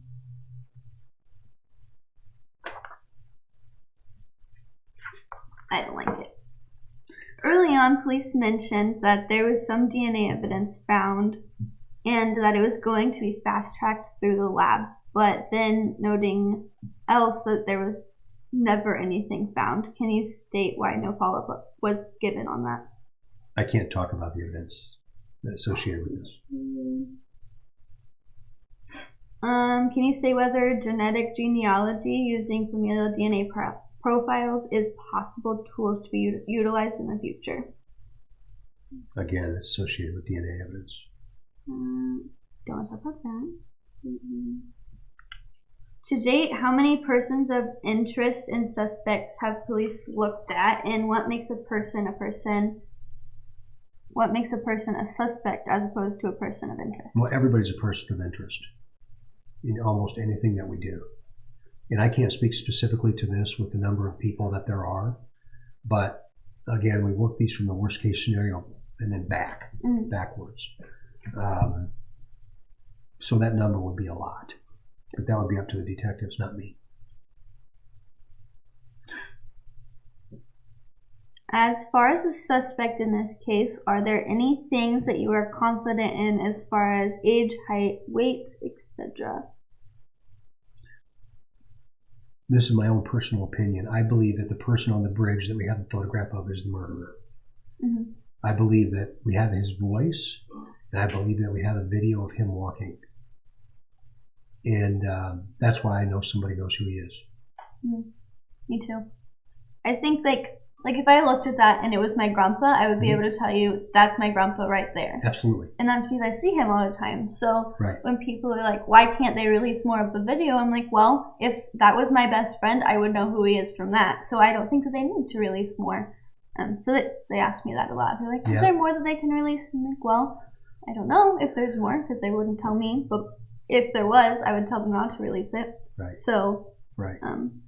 yeah, I make sure to tell them that a lot.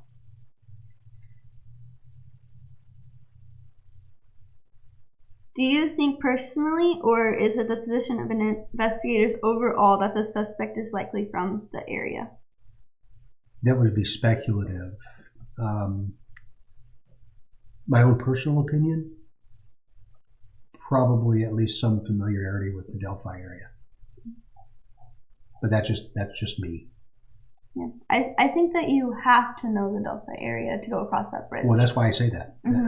If you haven't walked across the bridge, you don't understand, right? Yeah, like that bridge is scary. It is scary. There hasn't been a train on that track since I think 1929. Yeah. And those railroad ties are rotted. Yeah, that bridge scares me. So for somebody to be able to cross it, just like watching that short video, just watching him cross it in that little bit, you're like, he's moving well enough that he has to know the bridge. He's done that before. Yeah. That's what I think too. So that's just me though too. Do you think it's likely that someone knows who the killer is and hasn't come forward? 100% sure of that, in my mind. Yeah, me too. I think it'd be hard for me to look at that and know that that's my best friend and not say something. Right. That's why we hope if a person does know and they're living in fear, let us help you. Yeah, let us help. Definitely. Like we can keep you safe. Oh, that's so hard. Has there been a profile of the killer created? If so, is there any information you can share? I can't. Oh, from 39 to 42.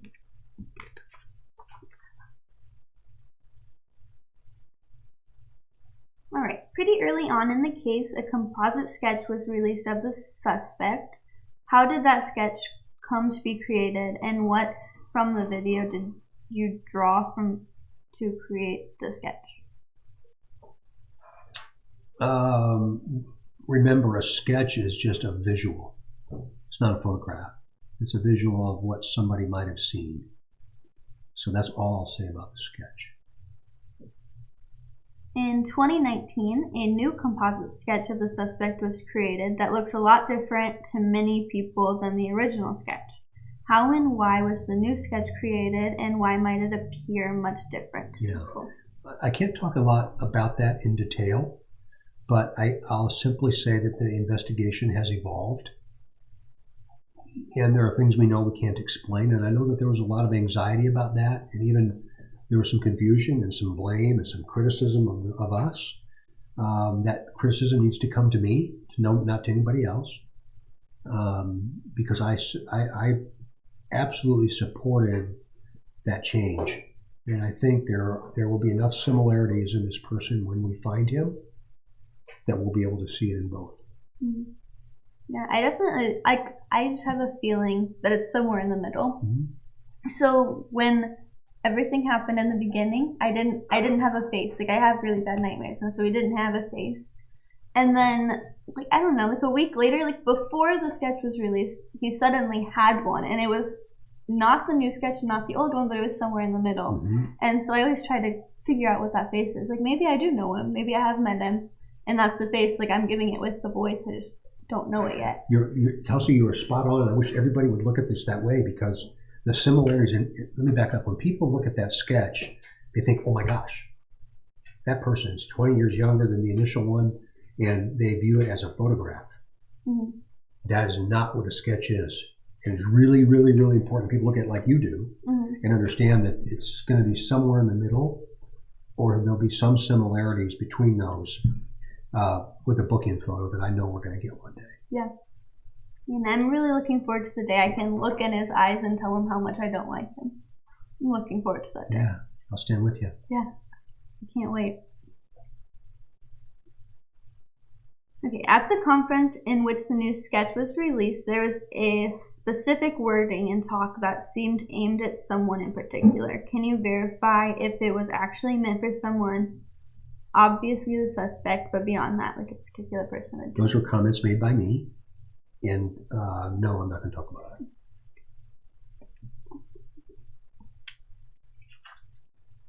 I'm assuming they were comments made by me, if that's what you're referencing. It was, yeah, I think it was the Being in way the you room? word things. Okay, Yep. yeah. Another thing, I don't know if you can talk about it now, but there's the shack was used in it. Was that on purpose? It was. Okay. Have you seen the shack? I have. I watched it twice. No, you know what I mean then. Hmm. Yeah. So I think one of the big rumors going on around, I guess, is that they died in a shack, or like there has to be some other meaning other than faith to it, which is something that we're trying to kind of get rid of that rumor.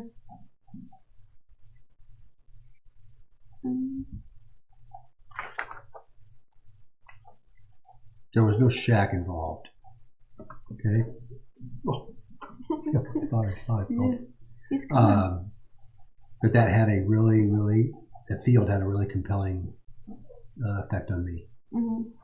Yeah, I think that movie in general, the first time I watched it, and it had like zero effect on me. I just kind of sat through it and didn't think about the meaning behind it, just because I just wanted to watch it as a movie. And then the second time I went back and watched it, and I cried the entire movie. And the third time I went back and watched it, I cried even more. And so then I read the book so that I could kind of dive deeper into it. And it actually helped me a lot with forgiveness in myself and being stronger going through it all and being able to help other people. So it's a really good movie. It's so cool to hear you say that.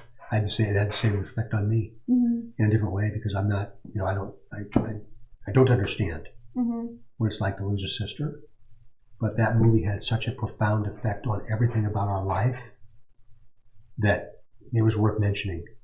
It was worth mentioning, and if it had no other effect on anybody but you, I'm glad I did. Yeah, and it didn't even, like, then I was like, holy cow, he watched that movie and it affected him in a really good way. But I remember watching it and like watching the dad the first time and like seeing how he was feeling, and I'm like, oh, that's how my grandparents are feeling right now. Yeah. And then watching it again and watching the siblings kind of go through what they were going through, and I'm like, man, that's what I'm struggling with right now. And your grandparents are strong people. Oh my gosh. Yeah. Oh my gosh. I don't think I could be the strong person I am without them. So how nice is that to say? Yeah. So cool. Yeah.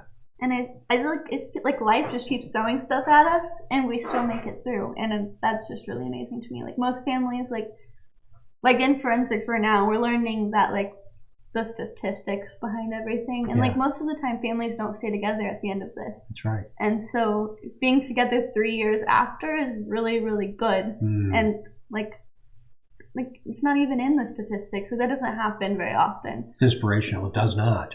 Yeah. And you guys just take it. I mean, it comes to you, and your best way through troubles are at the middle. And that's what I see you guys doing all the time. We definitely hold each other together. As soon as we have a thought like we don't want to be here anymore, we don't want to go through this anymore, we just keep pushing through it, and we push through it together. And I think that's what helps us a lot. And other families, like, you don't see that. And then like if you just do it this way, but you can't like force that on them. Sometimes I'm just like, you're doing it wrong. Yeah. So, all right. During this investigation, the murders of Lyric Cook and Elizabeth Collins in Iowa were mentioned as being particularly similar in some ways. Investigators took it seriously enough to look into it and eventually decided the cases were not related. How did you come to that conclusion? I can't talk about that, but what I can talk about is that we have a way of monitoring what's going on around the country in other similar cases. And that will continue. We'll continue to follow up on those as they occur around the country. And as other communities, but more importantly, as other families are affected in such a horrible way, it doesn't matter where it is on the globe, we're going to go. And we're going to see if there's any similarities with what occurred here. And you know what scares me more than not knowing who did it and not knowing exactly what happened to my sister is the fact that he's out there somewhere and could do it again. Yeah. And I think that's what causes so much anxiety in me. I think that's what keeps me going instead of stopping. Right. Is because even if I go my entire life not knowing, I would rather not know than it happen to another family. Right. Good for you. So. Me too. Yeah. And that's one of the reasons that we're never going to tire on this, because we've got to bring it to your family. We've got to bring it to the community, because there's a likelihood that he has either done this before or will do it again. Mm-hmm. I think most people understand that. Yeah, definitely. It's very scary knowing that he's out there somewhere. Like, I could be at Kohl's when he comes up to my register, and I would have no idea. Mm-hmm. I might get a feeling, but I would have no idea. Remember, this is a little bit different because we have a visual. Mm-hmm. Yeah, that's true. If I can see him walking, maybe then I'll be like, "Hey, that's our guy. I'm going to leave right now."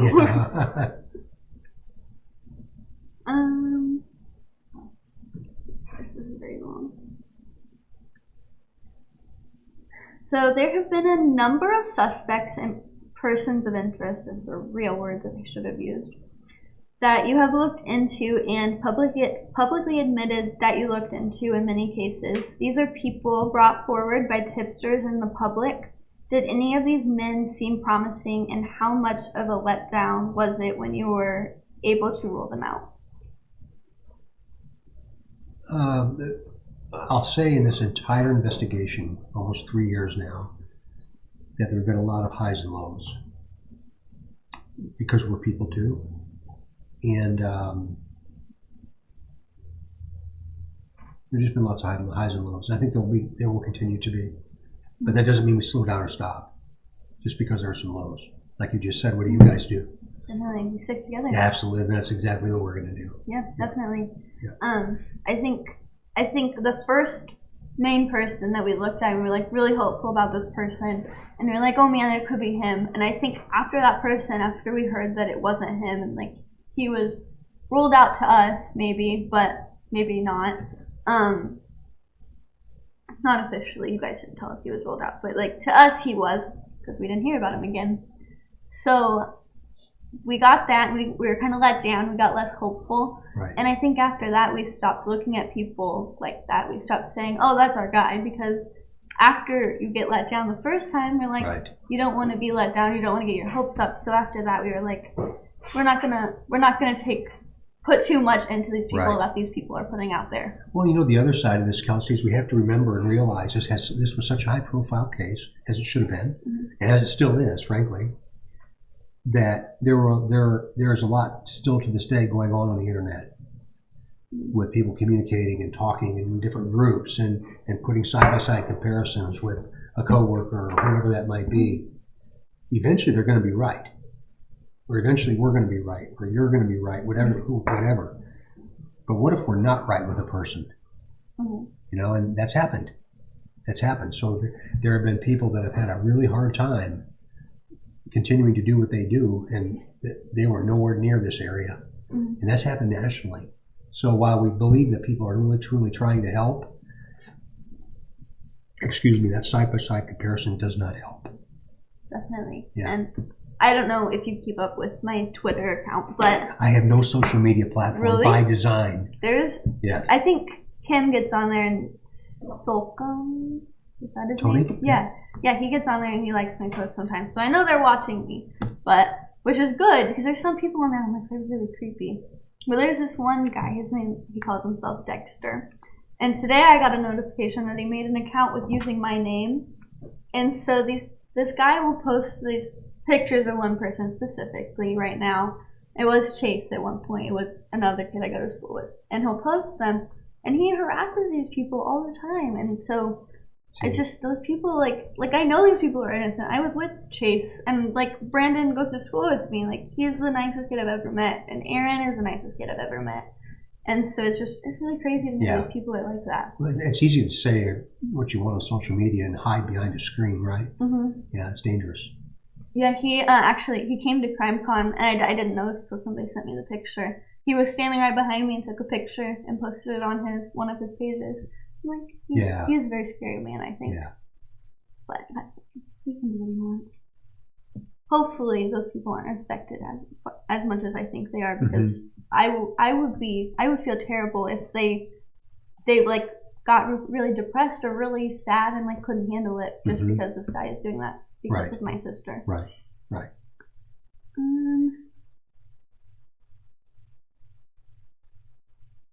Are there rumors, theories, or just things that are not true or accurate that you would like to set straight? Oh, yes, but I can't.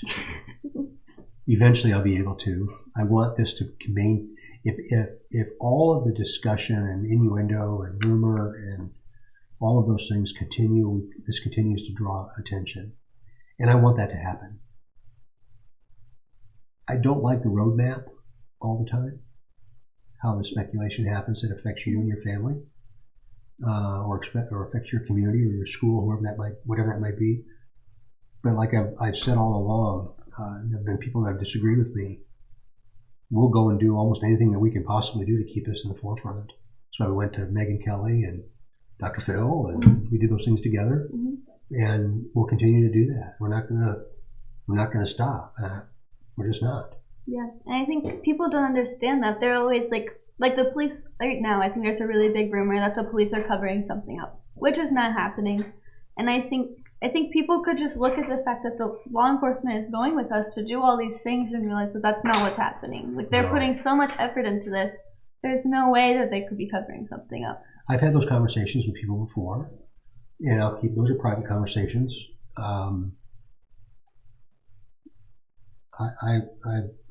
promise you on lives of two people that are most important to me in my lifetime, and that is my daughter and my wife. That's not happening. While I'm here, there will be nothing of the like. And that's just a rumor, and that, today in today's world, it's easy to say something like that, but take a step back and think about what it would mean for that to actually occur. And it's just not.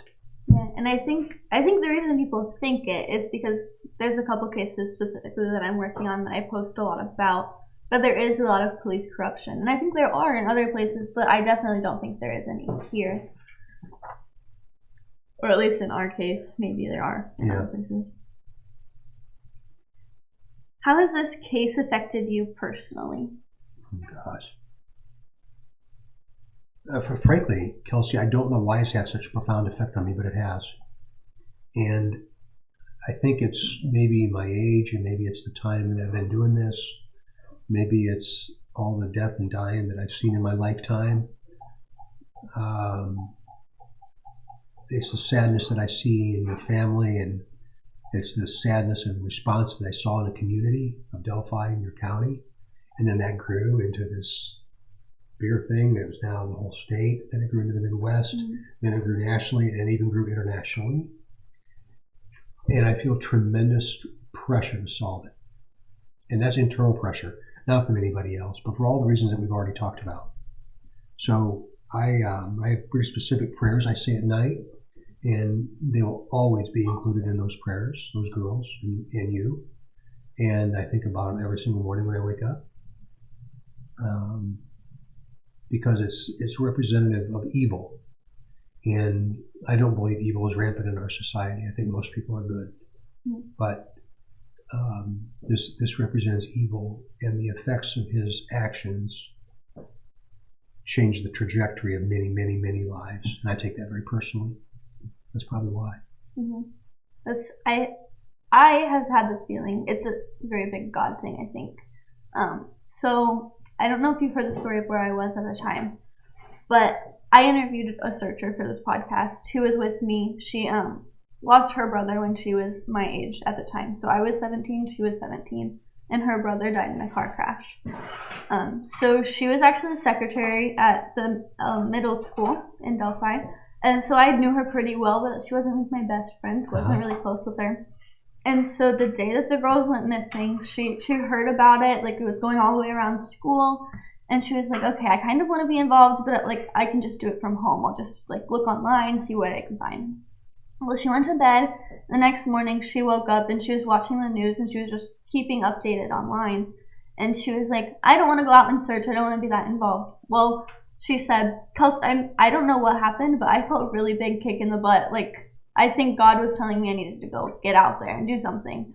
And at that moment, went out, she got dressed. I think she was just wearing sweatpants and like Crocs or something to go out and like stomp around the woods. And like she just got up and went.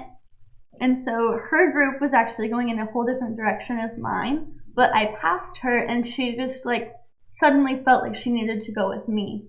And so she ended up being with me, and we crossed the bridge together, and we like searched underneath the bridge, and we were down there on the like driveway, I guess it's under there. Mm-hmm. And we were standing there, and that's when somebody yelled something up to me.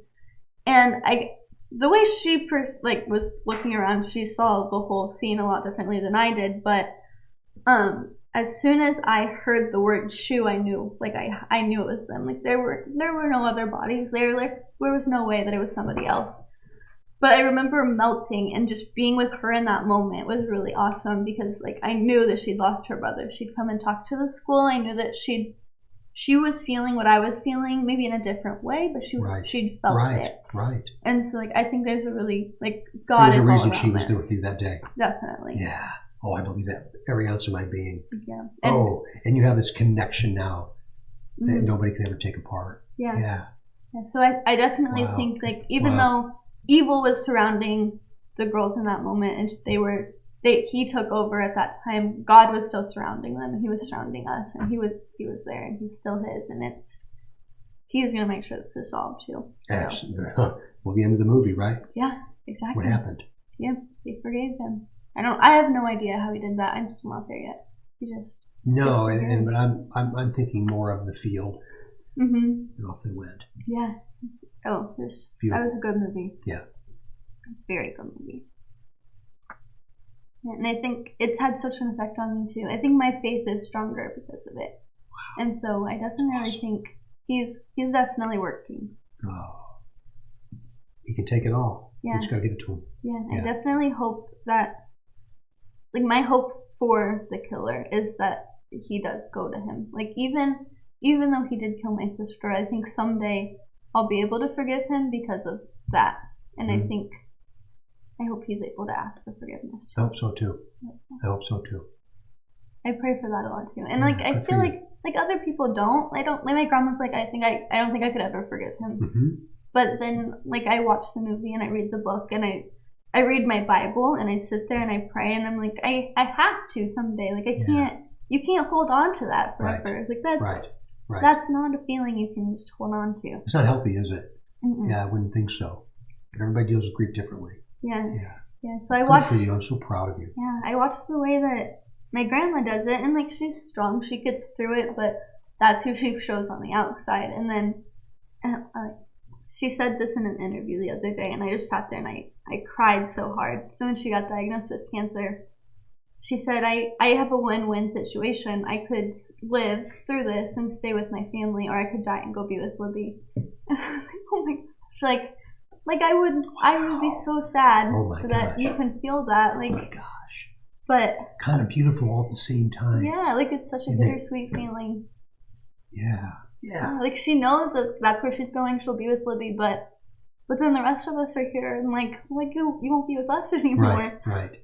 But yeah, that was, I don't know. Wow. Yeah. I wish I had that outlook on life. I know. Yeah, I need to work at that. Yeah, me too. Yeah. Like I know that's where I'm going. I know I'll be with my sister, but like I don't want to die right now. And like if I had cancer, that is not what I would be thinking. Yeah. I would be like, I have to like be cured. Yeah, right. Exactly. Me too. Yeah, me too. She's just like, it's okay. Like no matter what happens, I have a situation where I'm either going to be really happy here with you guys and we're going to solve this case together, or I die and I go be with Libby and I get to know everything. Yeah. Like Libby will tell me and I'll be like, everything will be here now. Like, yeah, but then you get to know everything and I get to be down here and just... we're sad for those that remain, right? But we're all headed that way, and we're all, if we believe, we'll experience His promise. Exactly. That eternal life, and that's so important. Yeah, and I think, like, we don't go to church regularly, but, like I feel like we believe strong enough that it's where we're going. I think you do. I think you do, yeah. And my grandma, she has, like, such an amazing faith. I love her. Cool. All right, last question. If the person that murdered Libby and Abby can hear your voice, what would you want to say to him? Call me. call me. I think the person has a bit of a conscience left. You can meet him anywhere. And I would be very respectful. That's what I'd say. Awesome. No questions. I think I haven't really thought about what I would say to him. I've thought about it, but I have about 10 million things I would say to him. I just have like I should just write him a book so that when he goes to prison, he can read it. That's right. That'd be a good idea. Yeah, and then that can be what he does for the rest of his life, is read that book. That would be a good idea. And thank you all very much for watching. If you hit that like button and share the video and subscribe to the channel, that would be great. Leave a comment. That all helps out the algorithm. And at the end of this video, there will be a link on the screen to watch the next video in the series. Now, obviously, when it gets to the last video, that part of this message won't be valid. Okay, so thank you very much for watching, and until next time, be safe out there.